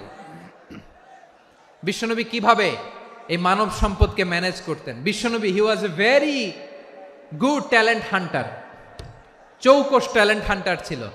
কার মধ্যে কি ট্যালেন্ট আছে দেখলেই বুঝে ফেলতেন। সুবহানাল্লাহ পড়বেন না? কি নবী আমরা পেয়েছি! He was a very good talent hunter. আমার নবী, তিনি চৌকস ট্যালেন্ট হান্টার ছিলেন। কার মধ্যে কি প্রতিভা বের করতেন, ওই প্রতিভাকে ইসলামের কল্যাণে কাজে লাগাতেন। সুবহানাল্লাহ বলেন। যাকে যেই জায়গায় সেট করলে ভালো হবে তাকে ওই জায়গায় সেট করতেন। কয়েকজন সাহাবীর জীবনী শোনাই। আবু মাহজুরা রাদিয়াল্লাহু তাআলা আনহু, মক্কার মুয়াজ্জিন, আগে ছিল মুশরিক, পরে হয়েছে মুমিন। উনি কিভাবে মুমিন হইলেন এই ঘটনাটা একটু আপনাদের শোনাতে চাই। তো আপনাদের তো সময় নাই হাতে। হ্যাঁ, সময় আছে? এই জেনজি শেষ করে দিল আজকের প্রোগ্রামটা। 1 ঘন্টা ধাক্কা ধাক্কি করে কেমনে দাঁড়ায় আছে আমি বুঝলাম না।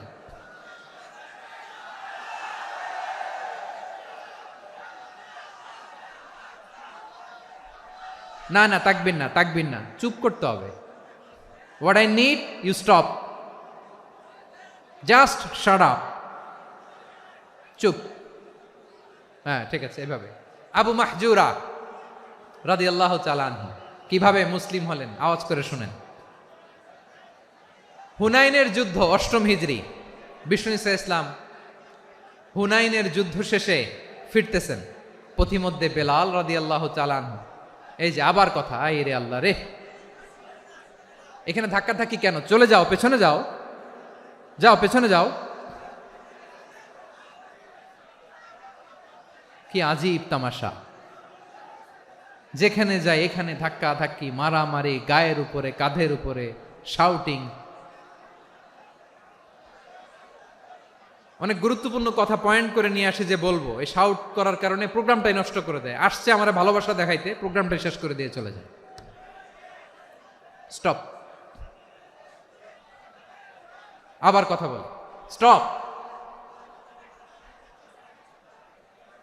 হুনাইনের যুদ্ধে 8ম হিজরি, কত হিজরি সবাই বলেন না একটু, কত হিজরি? 8ম হিজরিতে হুনাইনের যুদ্ধে রাসূল সাল্লাল্লাহু আলাইহি ওয়াসাল্লাম ফিরে আসতেছেন মদিনায়। পথিমধ্যে বেলাল রাদিয়াল্লাহু তাআলা আনহু আজান দিচ্ছেন। কি দিচ্ছেন? তো পাশে ছিল মুশরিকদের একটা পল্লী, কিছু মুশরিক তরুণ, কিছু অমুসলিম কিশোর, তারা আজানকে ব্যঙ্গ করতেছে। আমাদের বাংলায় মুখ ভেঙ্গানো বলে আর কি। বেলাল রাদিয়াল্লাহু তাআলা আনহু আজান দিচ্ছেন, ওই বাচ্চাগুলো মুশরিক, তো ওরা আজানকে ব্যঙ্গ করতেছে, বিকৃতি করে ওরাও আজান দিচ্ছে। উদ্দেশ্য হচ্ছে আজানকে নিয়ে ঠাট্টা করা। উদ্দেশ্য কি? ঠাট্টা করা। ব্যাপারটা মনে কষ্ট পাওয়ার মতো ব্যাপার না? কিন্তু বিশ্বনবী ওইখানে দেখেন কি খুঁজলেন। বিশ্বনবী খেয়াল করলেন অমুসলিম কিশোরদের মধ্য থেকে একটা কিশোরের গলাটা বড় দরাজ গলা, কণ্ঠটা বড় সুন্দর। খেয়াল করে দেখলেন যে কিছু কিশোর বেলালের আজানকে ব্যঙ্গ করে, বিকৃতি করে, কিন্তু একজনের কণ্ঠ দেখতে পাচ্ছেন না এত দূরে, কিন্তু কণ্ঠটা বড় সুন্দর, দরাজ গলা। বিশ্বনবী সাহাবীদেরকে বললেন, ধরো এগুলারে, ধরো। সবগুলারে ধরে বিশ্বনবীর সামনে আনা হলো। ওরা হাঁটু গেড়ে বসলো। বিশ্বনবী বললেন, তোমাদের মধ্যে কে যেন ব্যঙ্গ করে আজান দিচ্ছিল, তার গলাটা বড় উঁচু, গলার বেসটা বড় মজবুত, মেলোডিয়াস, সুমধুর কণ্ঠ। কে? আবু মাহজুরা বলে, আমার বন্ধুরা সবাই আমার দিকে আঙ্গুল দেখায়, আমি পড়ে গেছি বিপদে। রাসূল সাল্লাল্লাহু আলাইহি ওয়াসাল্লাম বাকি অমুসলিম তরুণদেরকে ছেড়ে দিলেন, বললেন তোমরা যাও। এবার আবু মাহজুরারে পাইছে। আবু মাহজুরার চুলের মধ্যে হাত দিলেন বিশ্বনবী, মাথায় হাত দিয়ে বললেন, এবার আজান দাও দেখি। আবু মাহজুরা বলে, আমি তো আজান দিতে জানি না, কারণ আমি তো বেলালেরটা শুইনা দিছি, আমার তো মুখস্থ নাই, আমি তো আজান দিতে জানি না। বিশ্বনবী বললেন, জানো না? তাহলে আসো, আমি তোমারে শিখাই দেই। সুবহানাল্লাহ পড়েন। আবু মাহজুরা হাঁটু গেড়ে বসে, বিশ্বনবীর মোবারক হাত আবু মাহজুরার চুলের মধ্যে। বিশ্বনবী আজানের মুআল্লিম আবু মাহজুরাকে বলতেছে, ঠিক আছে তোমারে শিখাই দিচ্ছি, আমি যা যা বলবো আমার সাথে সাথে বলো, পারবা? আবু মাহজুরা বলে, পারবো। বিশ্বনবী আজান দিচ্ছেন, মাথায় হাত দিয়ে, আল্লাহু আকবার, আল্লাহু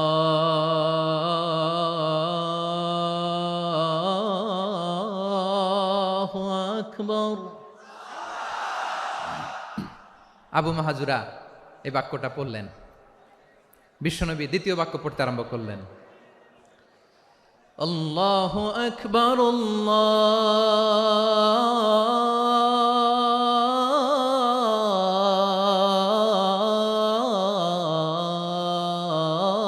আল্লাহু আকবার। আবু মাহজুরা এই বাক্যটাও বললেন। বিশ্বনবী আবু মাহজুরার মাথার মধ্যে হাত দিয়ে তৃতীয় বাক্য পড়লেন,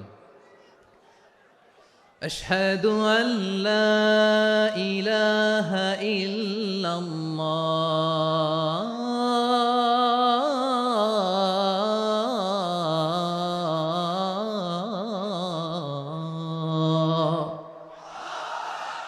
আবু মাহজুরা তৃতীয় বাক্য পড়লেন। বিশ্বনবী একটা বাক্য পরে আবু মাহজুরা পরে, বিশ্বনবী পরে আবু মাহজুরা পরে। আবু মাহজুরা কিন্তু অমুসলিম, মুশরিক। আবু মাহজুরা বলে, এক একটা বাক্য পড়ি আমার কলিজাটা গলে ঠান্ডা হয়ে যায়। এতদিন মোহাম্মদকে গালি দিতাম, এখন মোহাম্মদ আমার মাথায় যখন হাত রাখছে আমার সারা শরীর ঠান্ডা হয়ে গেছে। বিশ্বনবী আজান শিখাচ্ছেন, একটা একটা বাক্য পড়ে, আবু মাহজুরাও পড়ে, বিশ্বনবী পড়ে, আবু মাহজুরাও পড়ে। পুরো বাক্যগুলো যখন শেষ, আজান শেষ, আবু মাহজুরাও যখন পুরো আজান পড়লেন, আবু মাহজুরা বললেন, এতদিন মোহাম্মদের চেহারা দেখলে আমার ঘৃণা লাগতো, আজ থেকে মোহাম্মদের চেহারার চেয়ে প্রিয় চেহারা আমার কাছে নাই। আবু মাহজুরা বললেন, ও মুহাম্মদ, আজানের বাক্য তো আপনি আমারে শেখালেন, এখানেই শেষ করবেন না, আপনি আমারে পড়ায় দেন, লা ইলাহা ইল্লাল্লাহু মুহাম্মাদুর রাসূলুল্লাহ সাল্লাল্লাহু আলাইহি ওয়াসাল্লাম। বিশ্বনবীর সাথে দাঁড়িয়ে উনি শাহাদা পড়ে মুসলমান হয়ে গেলেন। এবার আবু মাহজুরা বলে, ইয়া রাসূলুল্লাহ, ইয়া হাবিবাল্লাহ, আমি মুমিন হয়েছি, মুসলমান হয়েছি, আপনার কাছ থেকে আজান শিখার সৌভাগ্য আমি লাভ করেছি গো নবী। আমার কণ্ঠের বড় তারিফ করেছেন আপনি, আমার আজানকে আপনি পছন্দ করেছেন। একটা জিনিস আপনার কাছে চাই, আপনি আমাকে মক্কার মসজিদুল হারামের মুয়াজ্জিন হিসেবে অ্যাপয়েন্ট করে দে। বিষ্ণু ইসলাম বললেন, যাও আবু মাহজুরা, আমি তোমাকে পৃথিবীর শ্রেষ্ঠতম মসজিদ মক্কার মসজিদুল হারামের মুয়াজ্জিন হিসেবে অ্যাপয়েন্ট করে দিলাম। দেখছেন কিভাবে ট্যালেন্ট হান্টিং করতে হয়, কিভাবে হিউম্যান রিসোর্স মানব সম্পদকে ব্যবহার করতে হয়। আসছিল আজানকে ভেঙ্গাইতে, আসছিল কেন? আজানকে ব্যঙ্গ করার জন্য, বিকৃত করার জন্য। আজানকে বিকৃত করতে যে ইসলামের সবচেয়ে শ্রেষ্ঠ মসজিদের মুয়াজ্জিন হয়ে গেল। পড়েন সুবহানাল্লাহ। হযরত আবু মাহজুরা রাদিয়াল্লাহু তাআলা আনহু ওনার এই সুললিত কণ্ঠ ব্যবহার করে মসজিদুল হারামে এত সুন্দর করে আল্লাহু আকবার বলে আজান দিতেন, মানুষগুলোর, মুসল্লিগুলোর, মক্কাবাসীর হৃদয়কে তিনি বিগলিত করে দিতেন, মানুষের হৃদয়কে ঠান্ডা হয়ে যেত। শুধু এখানেই শেষ না আমার যশোরের ভাইয়েরা, বিশ্বনবী যখন সাইয়েদনা আবু মাহজুরা রাদিয়াল্লাহু তাআলা আনহুকে আজান শিখাচ্ছিলেন, বলেন তো বিশ্বনবীর হাতটা কোথায় ছিল? আবু মাহজুরার মাথার সামনে, এই চুলের উপরে ছিল। আবু মাহজুরা ওই স্মৃতিটাকে ধারণ করবার জন্য, ওই স্মৃতিকে বহন করার জন্য বিশ্বনবীর মোবারক হাত আবু মাহজুরার কপালের চুলের যেই জায়গায় লেগেছে, মৃত্যুর আগের দিন পর্যন্ত আবু মাহজুরা মাথার ওই চুলে কোনোদিন ছুরি আর কামার লাগায় নাই, সেখানে কেচি লাগায় নাই, চুলের মধ্যে খুর লাগায় নাই। আবু মাহজুরা ডান দিকের চুল কাটতো, বাম দিকের চুল কাটতো, পেছনের চুল কাটতো, সামনের চুল কাটতো না। আবু মাহজুরা রাদিয়াল্লাহু তাআলা আনহুর সামনের চুলগুলো বড় হতে হতে যখন এত বড় হয়ে যায়, তিনি চুলগুলো পেঁচিয়ে মাথার মধ্যে রাখতেন, তারপরে তিনি পাগড়ি পরতেন। সবাই জিজ্ঞেস করতো, আবু মাহজুরা, এটা আবার কেমন স্টাইল? দেখতে তোমারে কি বিদঘুটে লাগে, কেমন অড লাগে, কেমন খারাপ দেখা যায়। মক্কায় এমন কোনো মানুষ তো দেখি নাই, ডানে চুল কাটে, বায়ে চুল কাটে, পেছনে চুল কাটে, সামনে কাটে না। ওরে আবু মাহজুরা, কেমন দেখা যায় তোমারে, তুমি সামনের চুল কাটো না কেন? আবু মাহজুরা বলে, আমি হাঁটু গেড়ে পেয়ারা নবীর সামনে বসেছিলাম, আমার এই মাথার চুলের মধ্যে মুবারক হাত লাগিয়ে বিশ্বনবী নিজে আমাকে আজানের প্রতিটা বাক্য শিক্ষা দিয়েছেন। বিশ্বনবীর মোবারক হাত, পবিত্র হাত আমার মাথার চুলের যেই জায়গায় লেগেছে, আমি চাই ওই চুলগুলা নিয়ে আমি আমার কবরের ভিতরে যাব। সাইয়েদনা আবু মাহজুরা রাদিয়াল্লাহু তাআলা আনহু ইন্তেকালের আগের পর্যন্ত মাথার সামনের চুলগুলা কাটে নাই, মাথার সামনের চুল তিনি কাটেন নাই। সুবহানাল্লাহি বিহামদি। কেমন ভালোবাসতেন বিশ্বনবী সাহাবীদেরকে, সাহাবারা কেমন ভালোবাসতেন বিশ্বনবীকে। সামনের চুলগুলো বড় হতে হতে এত বড় ছিল, পেঁচিয়ে রেখে পাগড়ি পরতেন, কাটতেন না। নবীর হাত লেগেছিল। সুবহানাল্লাহ পড়েন। তাহলে what is the lesson, moral of the story কি? মোরাল অফ দ্য স্টোরি হচ্ছে, আসছিল আজানকে ব্যঙ্গ করার জন্য, বিকৃত করার জন্য, হয়ে গেল মসজিদুল হারামের মুয়াজ্জিন। দেখেন বিশ্বনবী একটা খারাপ সিচুয়েশনের মধ্যে থেকে কি ভালো জিনিস বের করে আনলেন। আমি যে শুরুতে বলেছি কিভাবে তিনি হিউম্যান রিসোর্সকে ডেভেলপ করেছেন, ম্যানেজ করেছেন। তিনি যে চৌকস ট্যালেন্ট হান্টার ছিল, দেখেন সবার মধ্যে থেকে এর বাছাই করে মুয়াজ্জিন বানাই দিয়েছেন। সুবহানাল্লাহ পড়েন।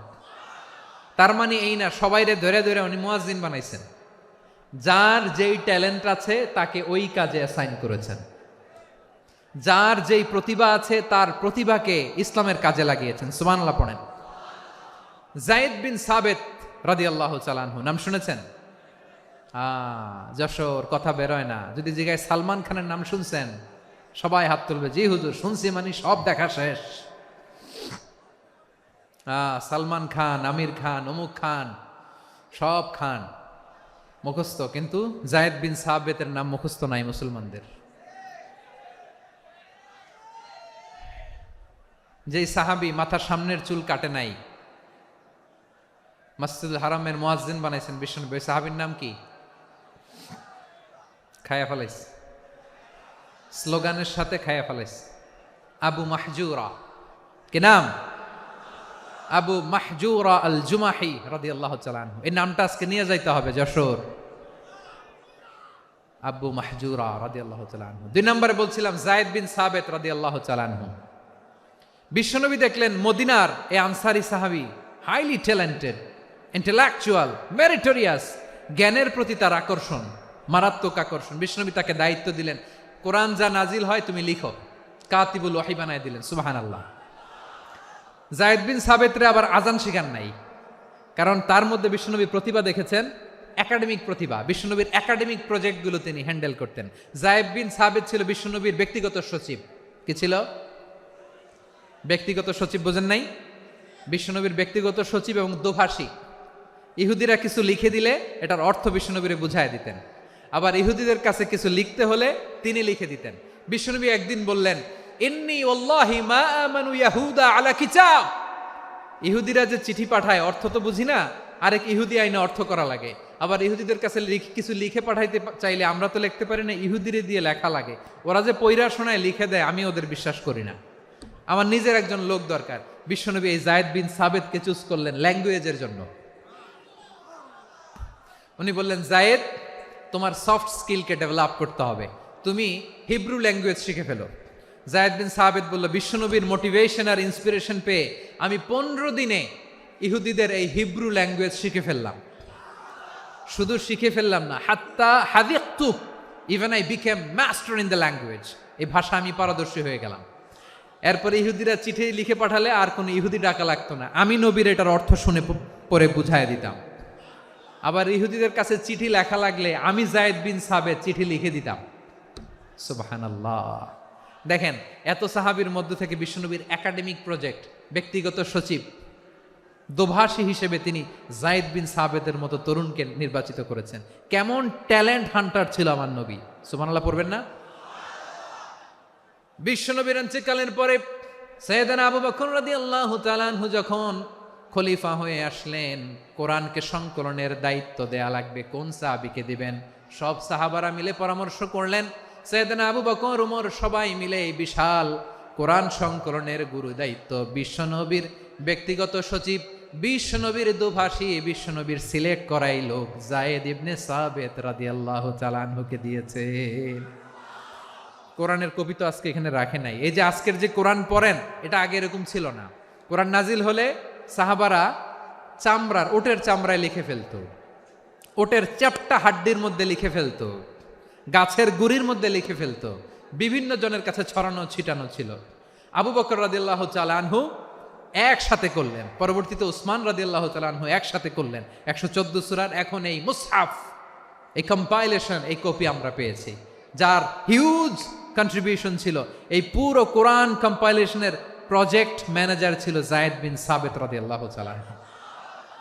কোরআন কম্পাইলেশনের প্রজেক্ট ম্যানেজার। দেখেন, উনারে মাথায় হাত দিয়ে আজান শিখায় নাই। সুবহানাল্লাহ কইবেন না? তাহলে প্রথম সাহাবী আবু মাহজুরাকে মুয়াজ্জিন বানাইলেন, যায়েদ বিন সাবেতকে ব্যক্তিগত সচিব আর দোভাষী বানালেন, মুসআব ইবনে উমাইর রাদিয়াল্লাহু তাআলা আনহুকে ইসলামের প্রথম অ্যাম্বাসেডর বানালেন। তাহলে তৃতীয় নাম্বার একজন সাহাবীর নাম বলছি, মুসআব ইবনে উমাইর। মুসআব, কি নাম? নামটা কেমন লাগে? এই কয়েকজনের ভাল লাগে, বাকিদের ভাল লাগে না? ভাল লাগে? এই আর কয়েকটা মিনিট দেওয়া যাবে না আমাকে আল্লাহর রাস্তে? হ্যাঁ, ঠিক আছে। আমি তোমাদেরকে ভালোবাসা দেখাবো, দোয়া করব, যদি চুপ থাকো, একেবারে চুপ, কষ্ট সহ্য করো। বাকিরা যা সওয়াব পাবে তোমরা ডবল পাবা, যেহেতু কষ্ট বেশি, কিন্তু চুপ। 3 নম্বর সাহাবীর নাম মুসআব। এই ধাক্কাধাক্কি কেন রে ভাই? না না না, এরকম হইলে আসবো না যশোর, আমি আর আসবো না। হয় পিছনে চলে যাও, নাহলে চুপ, ধাক্কাধাক্কি নাই। 3 নম্বর সাহাবীর নাম মুসআব। কি নাম?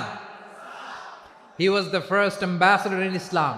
ইসলামের প্রথম ডিপ্লোমাট, প্রথম কূটনৈতিক, ইসলামের প্রথম কূটনৈতিক, ইসলামের প্রথম ডিপ্লোমাট, প্রথম অ্যাম্বাসেডর মুসআব ইবনে উমাইর।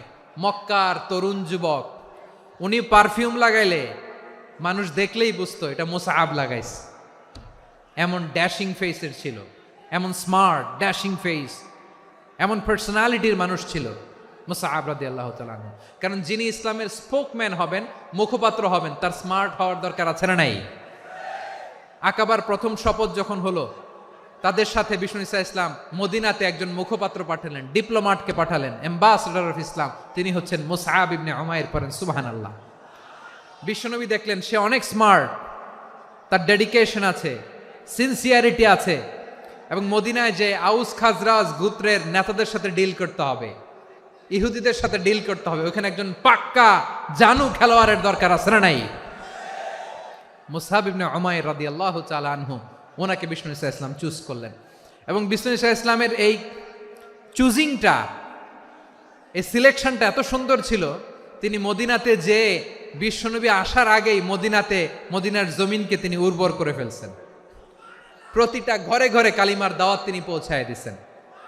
জুমার বিধান নাজিল হয়েছে, কিন্তু মক্কায় পরিবেশ নাই জুমা পালনের। বিষ্ণু ঈসা ইসলাম একজনকে দিয়ে খবর পাঠালেন, যাও মদিনায় মুসাবকে যে বলো, মুসাব তো আমার শিক্ষক, আমার স্পোকম্যান, মদিনাতে যেন তারা জুমা কায়েম করে। বিশ্বনবীর আগেই মুসআব মদিনার মুসলিমদেরকে নিয়ে মদিনায় প্রথম জুমা কায়েম করে ফেলছে। কোন সুবহানাল্লাহ। ডিপ্লোমাটদের কেমন হইতে হয়, অ্যাম্বাসেডারের কেমন হইতে হয়, মুসআব রাদিয়াল্লাহু তাআলা আনহুর কাছ থেকে শিখে নাও। মুসআব নামটা কেমন লাগে? যশোর যাদের সন্তান হবে, ছেলে সন্তান, আমার রাস্তায় পাইলে সবাই জিজ্ঞেস করে, হুজুর একটা নাম দেন, আমার ছেলে হবে। যশোরবাসীর জন্য আমি একটা নাম দিয়ে দিলাম, নাম রাখতে হবে মুসআব। কি নাম? নামটা যাদের ভাল লাগে, ছেলে সন্তান অনাগত আসবে, মনে চাইলে নাম রেখে দিবেন মুসআব রাদিয়াল্লাহু তাআলা আনহুর নামে মুসআব। তাহলে মুসআব রাদিয়াল্লাহু তাআলা আনহুকে বিশ্বনবী ল্যাঙ্গুয়েজ শিখান নাই, সফট স্কিল শিখান নাই। যায়েদ রাদিয়াল্লাহু, তিনি হিব্রু ল্যাঙ্গুয়েজ শিখেছেন, সুরিয়ানি শিখেছেন, কিন্তু মুসআবকে তিনি বানিয়েছেন the spokesman of Islam, the first diplomat, the ambassador of Islam. সুবহানাল্লাহ পড়বেন না? আব্দুল্লাহ ইবনে আব্বাস রাদিয়াল্লাহু তাআলা আনহু, বিশ্বনবীর কাজিন, চাচাতো ভাই। আবার মাইমুনা রাদিয়াল্লাহু তাআলা আনহু, মাইমুনা নবীর স্ত্রী, তিনি ছিলেন আব্দুল্লাহর আপন খালা। তো নবীর বউ যদি ওনার খালা হয়, নবী তার কি? বুঝে নাই, নবী তার কি? খালু। তাহলে সম্পর্ক অনেক গভীর, কাজিন আবার খালু, ছোট্ট মানুষ, তাই রাতে মাঝে মাঝে ঘরে থাকতো। বিশ্বনবী দেখলেন আব্দুল্লাহ যেহেতু আমার ঘরে ঢুকতে পারে, আব্দুল্লাহরে এই উম্মতের বড় শিক্ষাবিদ বানাইতে হবে। কথা বোঝে নাই? আব্দুল্লাহকে কি বানাইতে হবে? শিক্ষাবিদ, এডুকেটর অফ দিস উম্মাহ, এই উম্মার শিক্ষাবিদ বানাইতে হবে। তাই আব্দুল্লাহ ইবনে আব্বাসকে বিশ্বনবী হাতে কলমে শিক্ষা দিয়েছেন। আহারে, আর এরপরে যে কি ভাষা আসবে তোমাদের জন্য আমার মুখ থেকে আমি নিজেও জানি না। 1 ঘন্টা যাবত ধাক্কা ধাক্কি মারামারি। তো আসতে বলছে কে তোমাকে? পেছনে চলে যাও, জায়গা না পেলে। পুরো প্রোগ্রামটাই নষ্ট করে দিল।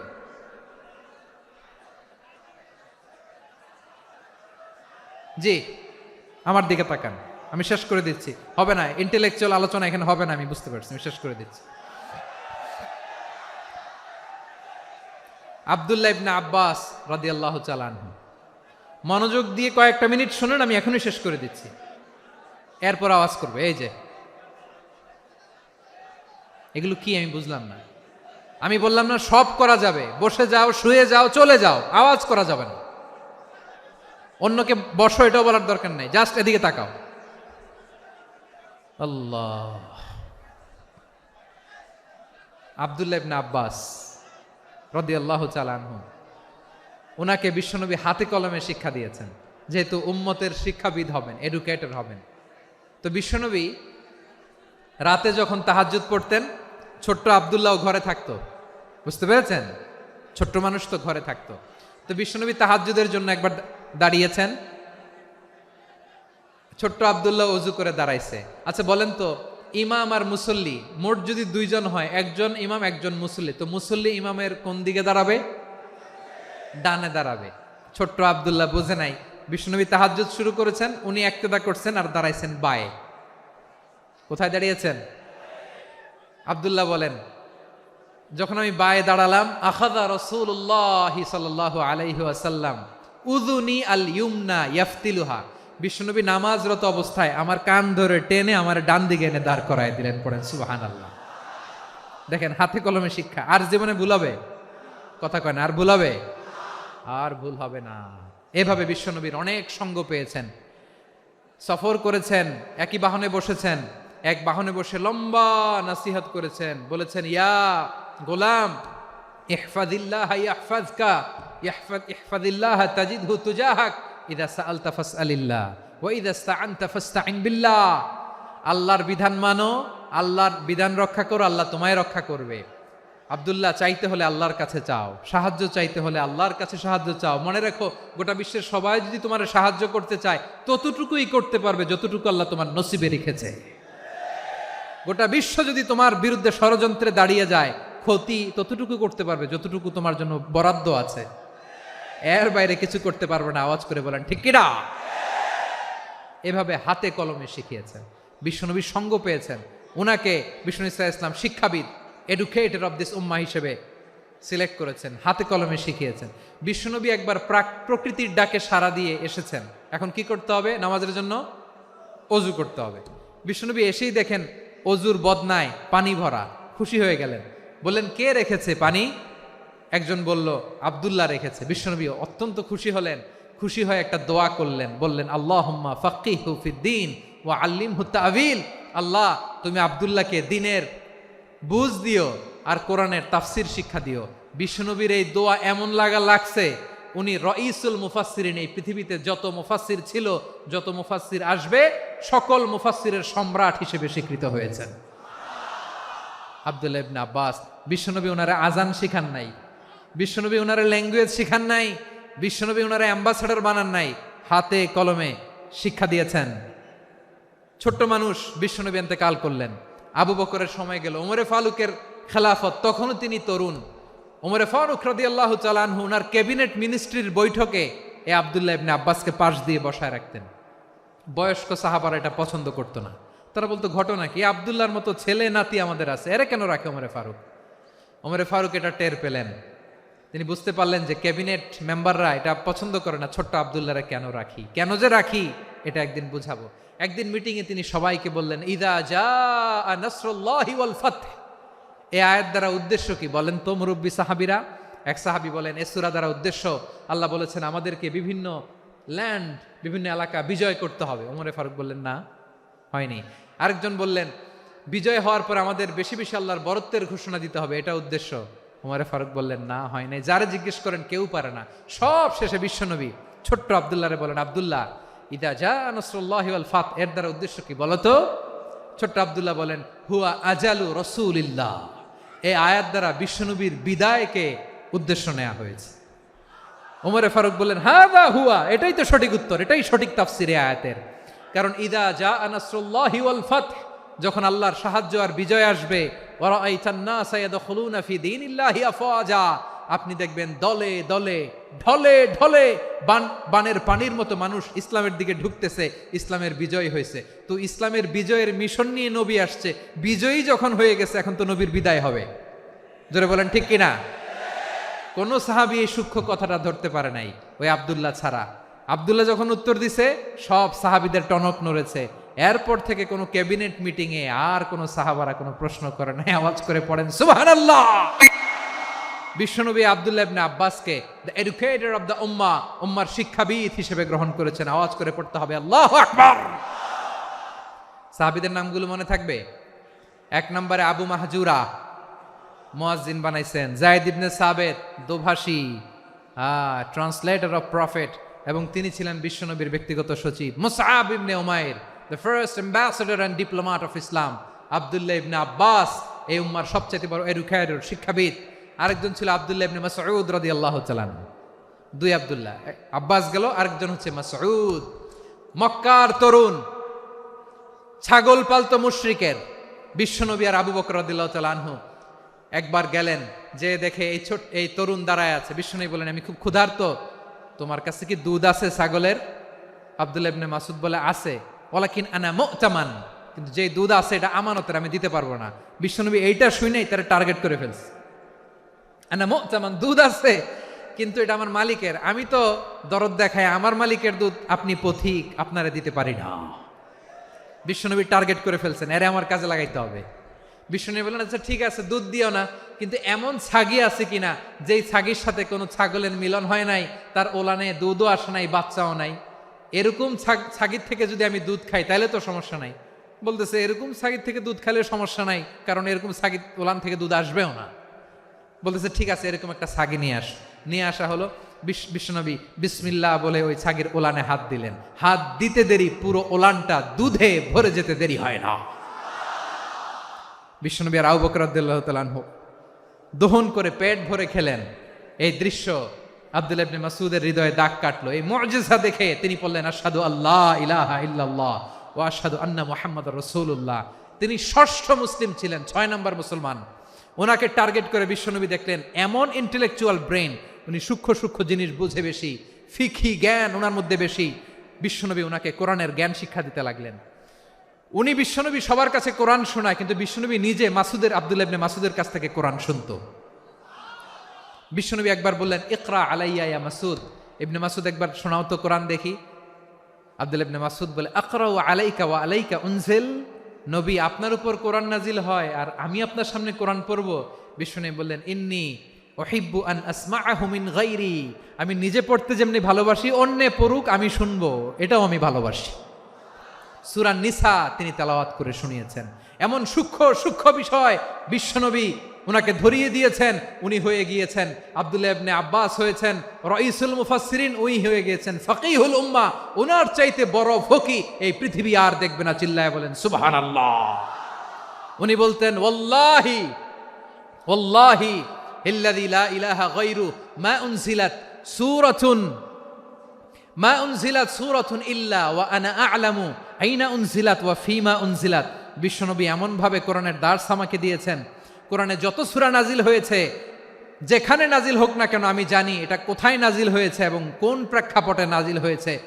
এমন একটা সূরা নাই যে সূরার কোথায় নাজিল হয়েছে আমি মাসুদের জানা নাই, কোন প্রেক্ষাপটে নাজিল হয়েছে আমার জানা নাই। এরকম ঘটবে না। চিল্লায় বলেন আল্লাহু আকবার। এই আব্দুল্লাহ ইবনে মাসউদ রাদিয়াল্লাহু তাআলা আনহু ওমরে ফারুকের সময় কুফার চিফ জাস্টিস ছিলেন। কুফা নগরীর চিফ জাস্টিস। চিফ জাস্টিস বুঝেন নাই? বিচারপতি। কি ছিলেন?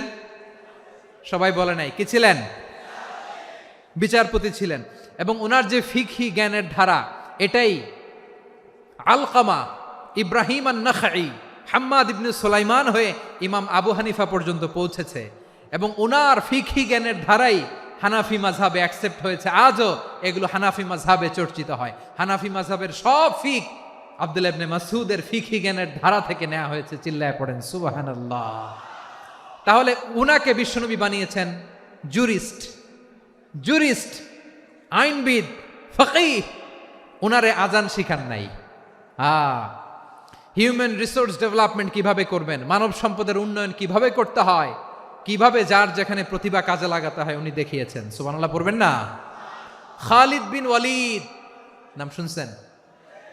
কে কে শোনেন নাই হাত তোলেন। কি ছিলেন? বীর যোদ্ধা ছিলেন খালিদ বিন ওয়ালিদ।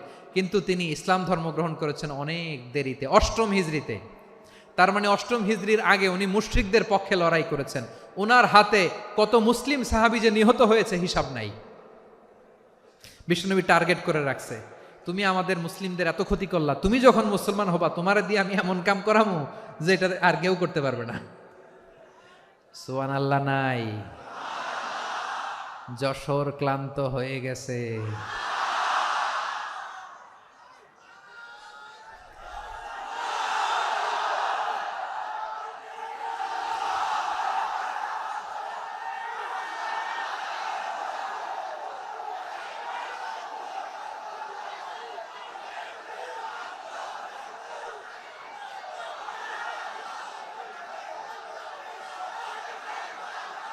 মাশাআল্লাহ, বসুন বসুন বসুন। খালিদ বিন ওয়ালিদ রাদিয়াল্লাহু তাআলা আনহু অষ্টম হিজরিতে মুসলিম হয়েছেন, মক্কা বিজয়ের আগে। তো মক্কা বিজয়ের আগে যখন মুসলিম হয়েছেন, এর আগে কি করছেন? কাফিরদের সাথে যুদ্ধ করেছেন। উনি উহুদের যুদ্ধে মুসলমানদের যে পরাজয় ভাব, কঠিন পরিস্থিতির মুখোমুখি উনার কারণে পেছন থেকে এমন আতর্কিত আক্রমণ করেছেন, মুসলমানদেরকে কচুকাটা করেছেন। অষ্টম হিজরিতে আল্লাহ তাআলা হেদায়েতের নূর দিয়ে ওনার হৃদয়টাকে উজালা করে দিলেন। লা ইলাহা, এটা এমন বাণী যার হৃদয়ে একবার টাচ খাবে, এইটা থেকে সে আর পালিয়ে বেড়াতে পারে। ঝিনুকের ভেতর লুকিয়ে থাকে যেমন মতি, ঝিনুকের ভেতর লুকিয়ে থাকে যেমন মতি, কলমা শাহাদাতে আছে আল্লাহর জ্যোতি, কলমা শাহাদাতে আছে আল্লাহর জ্যোতি। ঠিক কিনা বলেন? মক্কা বিজয়ের আগে মুসলিম হলেন, হওয়ার পরেই বিশ্বনবীর টার্গেট ফুলফিল হলো। ওই যে টার্গেট করে রেখেছেন আর দোয়া করেছেন, খালিদ বিন ওয়ালিদ যদি মুসলিম হয় তাকে আমি মিলিটারি চিফ বানাবো। ওনাকে আজান শিখান নাই, ওনারে কান ধইরা নামাজের এই মাথা থেকে ওই মাথা আনান নাই, ফিকহি কোরআনের সূক্ষ্ম তাফসীর ওনারে শিখান নাই, অ্যাম্বাসেডর বানান নাই।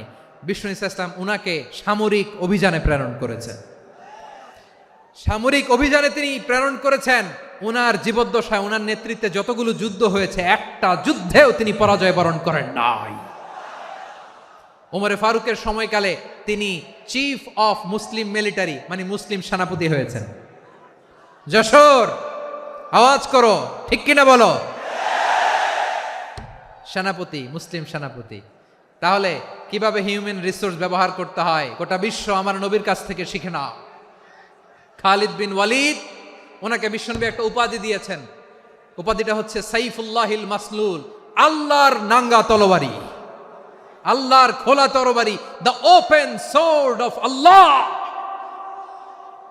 খালিদ বিন ওয়ালিদ মুসলিম সেনাপতি। হাসান বিন সাবেত নাম শুনছেন? দেখি উনি কি ছিল বলেন। রাসূলের সভা কবি, কালচারাল হিজিমনিকে ডিফিট করার জন্য। উনি ভালো অস্ত্র চালানো জানতেন না, ওই কাজে উনি যেতেন না। ওনার ছিল কাব্য প্রতিভা। কাব্য প্রতিভা, কাফিররা কবিতা দিয়ে নবীকে গালি দিত। বিশ্বনবী বলতেন, ইয়া হাসান আজিব আন রাসূলিল্লাহ, তুমি নবীর হয়ে কাফেরদের এই কথাগুলোর জবাব দাও। বিশ্বনবীর একটা মিম্বার ছিল। বিশ্বনবীর মিম্বারের পাশাপাশি মসজিদে নববীতে এই হাসান বিন সাবেতের জন্য বিশ্বনবী একটা স্পেশাল মিম্বার বানিয়ে দিয়েছেন। এখান থেকে তুমি জবাব দাও।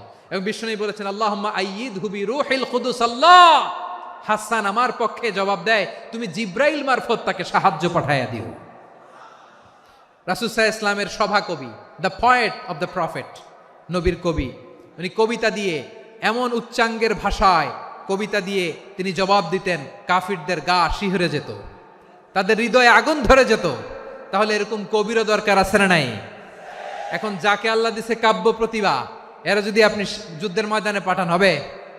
যারে দিছে সুরেলা গলা, এরা যদি অ্যাম্বাসেডর বানান হবে না। হাসান বিন সাবেত ছিলেন বিষ্ণু ইসলামের কবি। হুযায়ফা ইবনুল ইয়ামান বিশ্বনবীর গোয়েন্দা বিভাগের প্রধান। কিসের প্রধান? হুযায়ফা ইবনুল ইয়ামান। ওনার ছিল ডিটেকটিভ মাইন্ড, ডিটেকটিভ মাইন্ড, গোয়েন্দা বিভাগের প্রধান। এবং উনি হচ্ছেন সাহিবু সিররি রাসূলিল্লাহ, রাসূল সাল্লাল্লাহু আলাইহি ওয়াসাল্লামের গোপন তথ্যের ধারক বাহক। নবীর যেই কথা কেউ জানে না, সব হুযায়ফার পেটের ভিতরে ছিল। সুবহানাল্লাহ পড়েন। মদিনার যত ইহুদিদের একটা লিস্ট ছিল, এই লিস্ট শুধু দুইজন জানতো, বিশ্বনবী আর হুযায়ফা। সুবহানাল্লাহ পড়বেন না? তাহলে উনাকে কোন দায়িত্ব দিছে? কোন বিভাগ? যশোর, আওয়াজ করো, কোন বিভাগ? গোয়েন্দা বিভাগের হেড ছিল। খন্দকের যুদ্ধে প্রচন্ড আজকের মতো শৈত্য প্রবাহ, মাটি খনন করতে করতে সাহাবীদের পেটে ক্ষুধা নাই, দাঁড়াইতে পারে না নামাজের জন্য, এত ক্লান্ত, ক্ষুধা, ক্লান্ত, শ্রান্ত। বিশ্বনবী বললেন, কে আছো? এই কঠিন শীত, এই ভয় আর ক্ষুধার মধ্যেও খন্দকের পরীক্ষার টপকে শত্রু শিবিরে যে আমাকে তথ্য দিবা, কে আছো?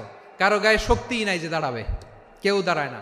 বিশ্বনবী তখন নিজে হুযায়ফাকে ডাক দিলেন, হুযায়ফা, যে আমাকে আজকে শত্রু শিবিরের তথ্য এনে দিবে, সে জান্নাতে আমার মোরাফাকা, আমার সঙ্গী হবে। হুযায়ফা রাদিয়াল্লাহু ইবনুল ইয়ামান জীবনের ঝুঁকি নিয়ে এই ক্ষুধা, শৈত্য প্রবাহ, কোল্ড ওয়েভসকে উপেক্ষা করে পরীক্ষা টপকে শত্রু শিবিরে যে সবার কথাগুলো চুপে চুপে শুনে বিশ্বনবীর দরবারে এসে গোয়েন্দাদের মতো তথ্য সরবরাহ করেছে। বিশ্বনবীর গোয়েন্দা বিভাগের প্রধান হুযায়ফা ইবনুল ইয়ামান ইন্টেলিজেন্স বিভাগ চালাতেন। মুনাফিকদের নাম ওনার কাছে ছিল। মুআয ইবনে জাবাল মদিনা রাষ্ট্রের সবচেয়ে সিনিয়র আমলা ছিলেন। আমলাতন্ত্র চিনেন তো? প্রশাসনিক কাজ যারা চালায়, অ্যাডমিনিস্ট্রেশন বুঝেন না? The department of administration. মদিনার রাষ্ট্রের সিনিয়র আমলা মুআয ইবনে জাবাল মুতাখাসসিসুন ফিল হালালি ওয়াল হারাম, হালাল হারামের স্পেশালিস্ট ছিলেন। বিশ্বনবী উনাকে ইয়ামানের গভর্নর করে পাঠাইছেন। বলেছেন, ইন্নাকা তা'তি কওমান আহলা কিতাব, এমন গোষ্ঠীর কাছে যাবা এরা ইহুদি নাসারা, আগে শাহাদা পড়লে এরপরে নামাজের দাওয়াত দিও, নামাজ পড়লে যাকাতের দাওয়াত দিও। গভর্নরের অ্যাটিটিউড যেমন থাকে তেমন অ্যাটিটিউড ধরে রেখো। সুবহানাল্লাহ পড়েন। তাহলে মুআয ইবনে জাবালকে দিয়ে বিশ্বনবী কবিতা লেখায় নাই, চিঠি লেখায় নাই, আজান দেওয়ায় নাই। সুবহানাল্লাহ পড়বেন না? সব শেষ সাহাবী বলি আবু হুরায়রা রাদিয়াল্লাহু তাআলা আনহু। নাম শুনছেন? বিড়ালের বাবা। কি করতেন? খালি হাদিস মুখস্থ করতেন। উনি বলতেন, আলজামু রাসূলুল্লাহ আলা মিল ইবাতনি, আমার শুধু পেটের ক্ষুধার বন্দোবস্ত হইলে আমি নবীর সঙ্গ ছাড়তাম না। আমার আনসার সাহাবারা ক্ষেত খামারের কাজ করতো, আমার মুহাজির সাহাবারা ব্যবসা করতো, আর আমি নবীর সাথে সাথে থাকতাম। শুধু সকাল বিকাল দুই বেলা যদি আমার খাবারের বন্দোবস্ত হয়, আমি আর নবীর লক ছাড়ি না। সুবহানাল্লাহ কইবেন না? 5374টা হাদিস তিনি বর্ণনা করেছেন। সবচেয়ে বেশি হাদিস বর্ণনাকারী সাহাবী। হাদিস প্রিজার্ভেশনের কাজে বিশ্বনবী ওনাকে কাজে লাগিয়েছেন। উনি একদিন বলেন, ইয়া রাসূলুল্লাহ আসমাউ মিনকা কাসীরান ফালা আহফাজু, নবী অনেক কথা শুনি আমার মনে থাকে না। বিষ্ণু বললেন, তাই? উবসুত রিদাক, তোমার চাদরটা বিছাও। আবু হুরায়রা বিছালেন, বিশ্বনবী হাত বুলায় দিলেন, এরপরে অনেক হাদিস বর্ণনা করলেন। আবু হুরায়রা বলে, তারপর থেকে বিশ্বনবী যাই বর্ণনা করে আমি শুনি আর একটাও বলি না। এখন সুবহানাল্লাহ। বিশ্বনবী ওনাকে হাদিস প্রিজার্ভেশন, নবীর এই যে লক্ষ্য হাদিস প্রিজার্ভেশনের এই দায়িত্ব দিয়েছেন সাইয়েদনা আবু হুরায়রা রাদিয়াল্লাহু তাআলা আনহুকে। প্রিয় ভাইরা, তাহলে 10 জন সাহাবীর কথা যে বললাম, আপনারা কি খেয়াল করেছেন কত বড় ট্যালেন্ট হান্টার, চৌকস ট্যালেন্ট হান্টার ছিল আমার নবী। এক একজনের এক এক ট্যালেন্ট, এক এক কাজে অ্যাসাইন করেছেন, এক একজনকে এক এক দায়িত্ব দিয়েছেন, এক একজনের প্রতিভাকে এক একভাবে বিকশিত হওয়ার সুযোগ দিয়েছেন। আওয়াজ করে বলেন ঠিক কি না? এখন আমার পর্দার আড়ালে আমার মায়েরা বলবে, এতগুলো পুরুষ সাহাবীর কথা বললো, নারী সাহাবীরা কি কিছু করে নাই? মোনাজাত হবে, দোয়া ছাড়া কেউ যাব না। রুফাইদা আল আসলামিয়া রাদিয়াল্লাহু তাআলা আনহা, ওনার বাবার নাম সাআদ আল আসলামি। বিশ্বনবী কি খেয়াল করলেন দেখেন, সাআদ ছিল মদিনার বড় ডাক্তার। এই নারী সাহাবী রুফাইদা বাবার কাছ থেকে চিকিৎসা বিদ্যা শিখেছেন। যখন শিখছে, বিশ্বনবী দেখলেন আমার তো প্রতি সপ্তাহে সপ্তাহে যুদ্ধে আহত সাহাবীদের সেবা দিবে কে? বিশ্বনবী রুফাইদাকে বললেন, রুফাইদা তুমি মসজিদে নববীর পাশে একটা মেডিকেল ক্যাম্প করো। এই যে সাকিনা আদ্দিন মেডিকেলের আমার ছাত্রী বন্ধুরা শুনে রাখো, তোমাদের আইকন হচ্ছে এই রুফাইদা আল আসলামিয়া। বিশ্বনবীর ডিরেকশন অনুযায়ী তিনি মসজিদে নববীর পাশে একটা মেডিকেল ক্যাম্প করলেন এবং আহত সাহাবাদের চিকিৎসা উনি ওনার টিম নিয়ে দিতেন। বিশ্বনবীর পরামর্শে উনি আনসারি এবং মুহাজির মহিলা সাহাবীদেরকে নিয়ে একটা স্পেশাল মেডিকেল টিম গঠন করলেন। খায়বার যুদ্ধে 7ম হিজরিতে যখন বিশ্বনবী যায়, উনি ওনার টিম নিয়ে আসলেন, বললেন, ইয়া রাসূলুল্লাহ আমরা তো তলোয়ার চালাতে পারি না, আমরা তো তীর মারতে পারি না, আপনি যদি অনুমতি দেন খায়বার অভিযানে আমি আমার টিম নিয়ে মেডিকেল টিমের সেবাটা সার্ভিসটা দিতে চাই। পড়েন সুবহানাল্লাহ। বিশ্বনবী অনুমতি দিলেন, যোদ্ধা সাহাবীদের সাথে রুফাইদা আল আসলামিয়া উনিও মেডিকেল টিম নিয়ে অগ্রসর হলেন।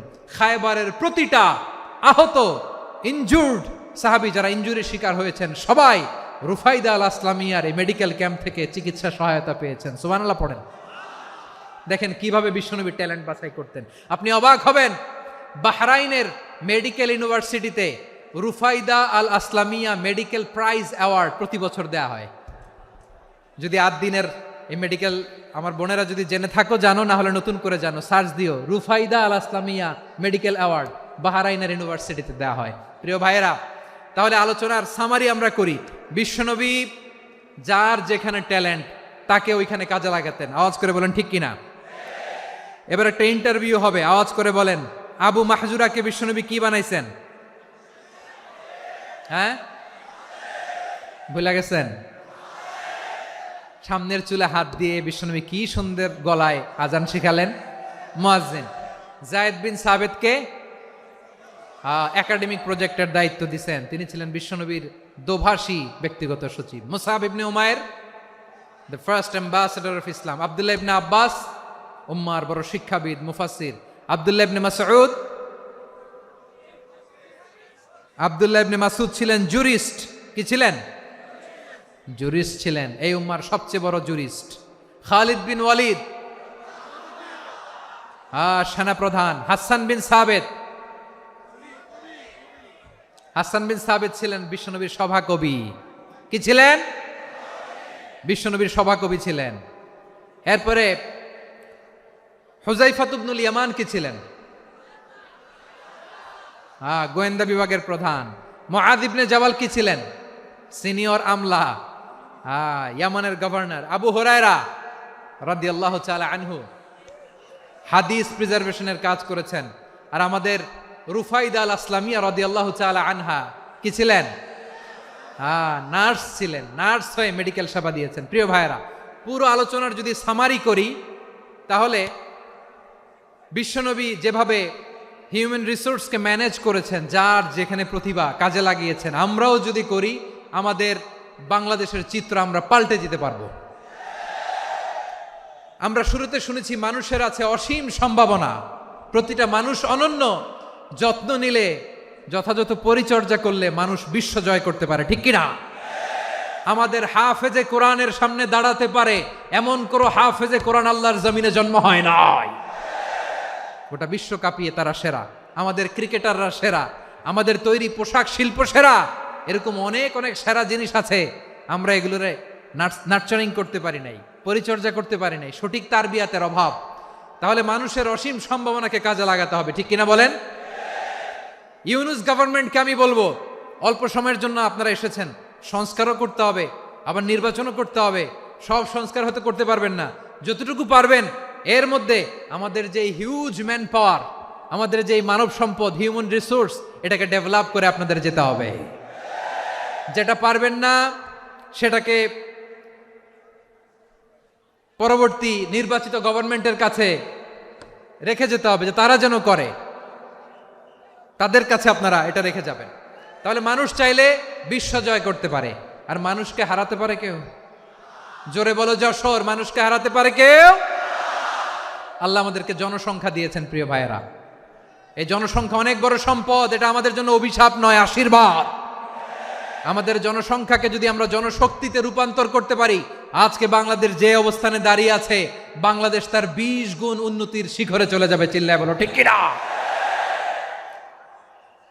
আমাদের শ্রমিক ভাইয়েরা বাইরে কাজ করে, আমাদের শ্রমজীবী ভাইয়েরা, প্রবাসীরা, তাদের ব্যাপারে গুরুত্ব দিতে হবে।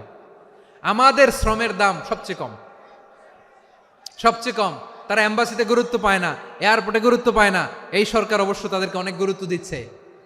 আমাদের অদক্ষ শ্রমিককে যখন আমরা দুবাই পাঠাই, অল্প বেতন পায়, কিন্তু ইন্ডিয়ানরা দক্ষ শ্রমিক পাঠাইলে তার 3 গুণ বেতন পায়। আমরা আমাদের শ্রমিকদেরকে অদক্ষভাবে আর পাঠাতে চাই না, দক্ষ শ্রমিক পাঠিয়ে আমরা রেমিটেন্সের বন্যা বইয়ে দেব। আমাদের শ্রমিকদের পাঠানো রেমিটেন্সের টাকায় সচল থাকে আমার দেশের অর্থনীতির চাকা। তাদেরকে সবচেয়ে গুরুত্ব দিতে হবে। আমরা পেয়েছি ফ্রিডম ফাইটার, মুক্তিযোদ্ধা, আর আমার প্রবাসী ভাইরা হচ্ছে রেমিটেন্স ফাইটার। জোরে বলো ঠিক কিনা? তাহলে আমাদের এই জনশক্তিকে জনসম্পদে ট্রান্সফর্ম করতে হবে। ঠিক কিনা বলেন? সরকার জনগণকে এভাবে পলিশ করতে হবে। মা বাবারা ছেলে মেয়েদের মধ্যে কার কোন যোগ্যতা, তাকে ওইভাবে কাজে লাগাতে হবে। সবার এ প্লাস পাওয়ার কোনো দরকার নাই। আমাদের দেশে একটা টেন্ডেন্সি আছে, পরীক্ষায় এ প্লাস না পাইলে কই তুই কি করলি, পাশের বাড়ির ছেলে এ প্লাস পাইছে, যা ওর পা ধোয়া পানি খা। কি খা? তা আমি ভাবছি যে পা ধোয়া, এ প্লাস পাওয়া ছেলেদের পা ধোয়া পানির একটা পানির ব্র্যান্ড বানাইতে হবে। এরকম লেখা থাকবে, এ প্লাস পাওয়া ছেলেদের পা ধোয়া পানি। খাওয়া নাই, এগুলার খাওয়া নাই। ওরে আল্লাহ এ প্লাস পাওয়ার জন্য বানাইছে, আর আপনার ছেলেকে এই এ প্লাস গুলারে নিয়ন্ত্রণ করার জন্য আল্লাহ বানাইছে। ওকে দিয়ে আল্লাহ কি করবে আপনি জানেনই না। একটা এ প্লাস, একটা এ গ্রেড একটা মানুষের জীবনকে ঠিক করে দিতে পারে না। আপনার ছেলেকে আল্লাহ অন্যদিকে যোগ্যতা দিয়েছে। ওদের মনোবল ভাঙবেন না, খবরদার খবরদার। ছেলে মেয়েদের মনোবল ভাঙবেন না। যাকে দিয়ে যেটা হবে তাকে দিয়ে সেটা করতে হবে, তার প্রতিভাকে সেভাবে কাজে লাগাতে হবে। তাহলে বাংলাদেশ আমাদের এই জনসংখ্যা জনসম্পদে রূপান্তরিত হবে। আমাদের সরকারের তত্ত্বাবধানে আমাদের 18 কোটি জনগণ দক্ষ জনশক্তিতে রূপান্তরিত হোক। আমরা চাই কি চাই না? আমরা ভালো মানুষ, শ্রেষ্ঠ মানুষ হতে চাই কি চাই না? ওই জাপানিজদের মতো সৎ, ওই ইউরোপিয়ানদের মতো কালচার্ড। আমাদেরকে আল্লাহ তাআলা কোরআন সুন্নাহ অনেক কিছু দিয়েছেন। যেহেতু বর্তমানে আমরা দেখছি তারা সৎ, তাদের মধ্যে ভ্যালিউ আছে, সেগুলো আমাদের মধ্যে আনার দরকার আছে না নাই? আর ইসলাম দিয়ে আমাদের জীবনকে সাজাতে হবে, ইসলাম দিয়ে আমার পরিবারকে সাজাতে হবে। ইসলাম থেকে, কোরআন থেকে প্রেসক্রিপশন না নিলে জীবন সুন্দর হবে না। কোরআন থেকে প্রেসক্রিপশন না নিলে সমাজ সুন্দর হবে না। কোরআনের প্রেসক্রিপশন না মানলে রাষ্ট্র সুন্দর হবে না। কোরআনের প্রেসক্রিপশন অ্যাপ্লাই না করলে শুধু দুর্নীতি দমন কমিশন দিয়ে দুর্নীতি বন্ধ করা যাবে না। এজন্য কোরআনের আইন আমরা চাই কি চাই না? প্রিয় ভাইয়েরা, হিউম্যান রিসোর্স ডেভেলপমেন্ট, মানব সম্পদের উন্নয়ন, আমাদের সরকার যেন এদিকে নজর দেয়। আমরা যেন এই ব্যাপারে যত্নবান হয়ে উঠি। যাকে আল্লাহ যে যোগ্যতা দিয়েছে, এই যোগ্যতা দিয়ে আমরা যেন ইসলামের জন্য, দেশের জন্য কাজ করি। আমরা যেন আমাদের স্কিল ডেভেলপ করি, আমাদের পটেনশিয়ালকে ডেভেলপ করি। মোরালিটি, ভ্যালিউজ নিয়ে শায়েখ আহমদুল্লাহ আলোচনা করেছেন। এগুলো দিয়ে যেন আমরা আমাদেরকে সাজাই। আল্লাহ তাআলা আমাদের দেশকে তুমি নিরাপদ করো, আমরা পড়ি আমিন। আল্লাহ আমার 18 কোটি জনগণকে তুমি জনশক্তিতে রূপান্তরিত করো, আমিন। আল্লাহ আমরা হাতে হাত রেখে, কাঁধে কাঁধ মিলিয়ে, ভাইয়ে ভাইয়ে যেন এই দেশকে গড়তে পারি, আল্লাহ তুমি তৌফিক দান করো, আমরা পড়ি আমিন। আমার প্রিয় মহিউদ্দিন ভাই বলেছেন, হুজুর এমন একটা ঘোষণাপত্র দিয়ে যাবেন আজকের এই ঐতিহাসিক যশোরের প্রোগ্রামে, যেটা গোটা বাংলাদেশে মানুষ এটার উপর আমল করে। আমি যে কথাটা বলেছি এটাই, আসুন আমরা আমাদের জনসংখ্যাকে জনসম্পদে ট্রান্সফর্ম করি। আমাদের জনসংখ্যাকে আমরা যেন জনশক্তিতে রূপান্তরিত করি। জনসংখ্যাকে ট্রান্সফর্ম করে জনশক্তি দিয়ে আমরা যেন আগামীর বাংলাদেশ, স্বাধীন বাংলাদেশ 2.0 কে গড়ে তুলি।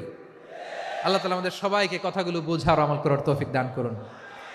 এই জেনজি, ক্ষমা করে দিও আমাকে, অনেক ধমক দিছি, বকা দিছি। আল্লাহ তোমাদেরকে করুক, কবুল করুক, যশোরবাসীকে কবুল করুক, আদ দিনকে কবুল করুক, এই মেডিকেল কলেজকে কবুল করুক, ইসলামের জন্য বাঁধ ভাঙা এই জোয়ার এবং উচ্ছ্বাসকে আল্লাহ তাআলা কবুল করুক।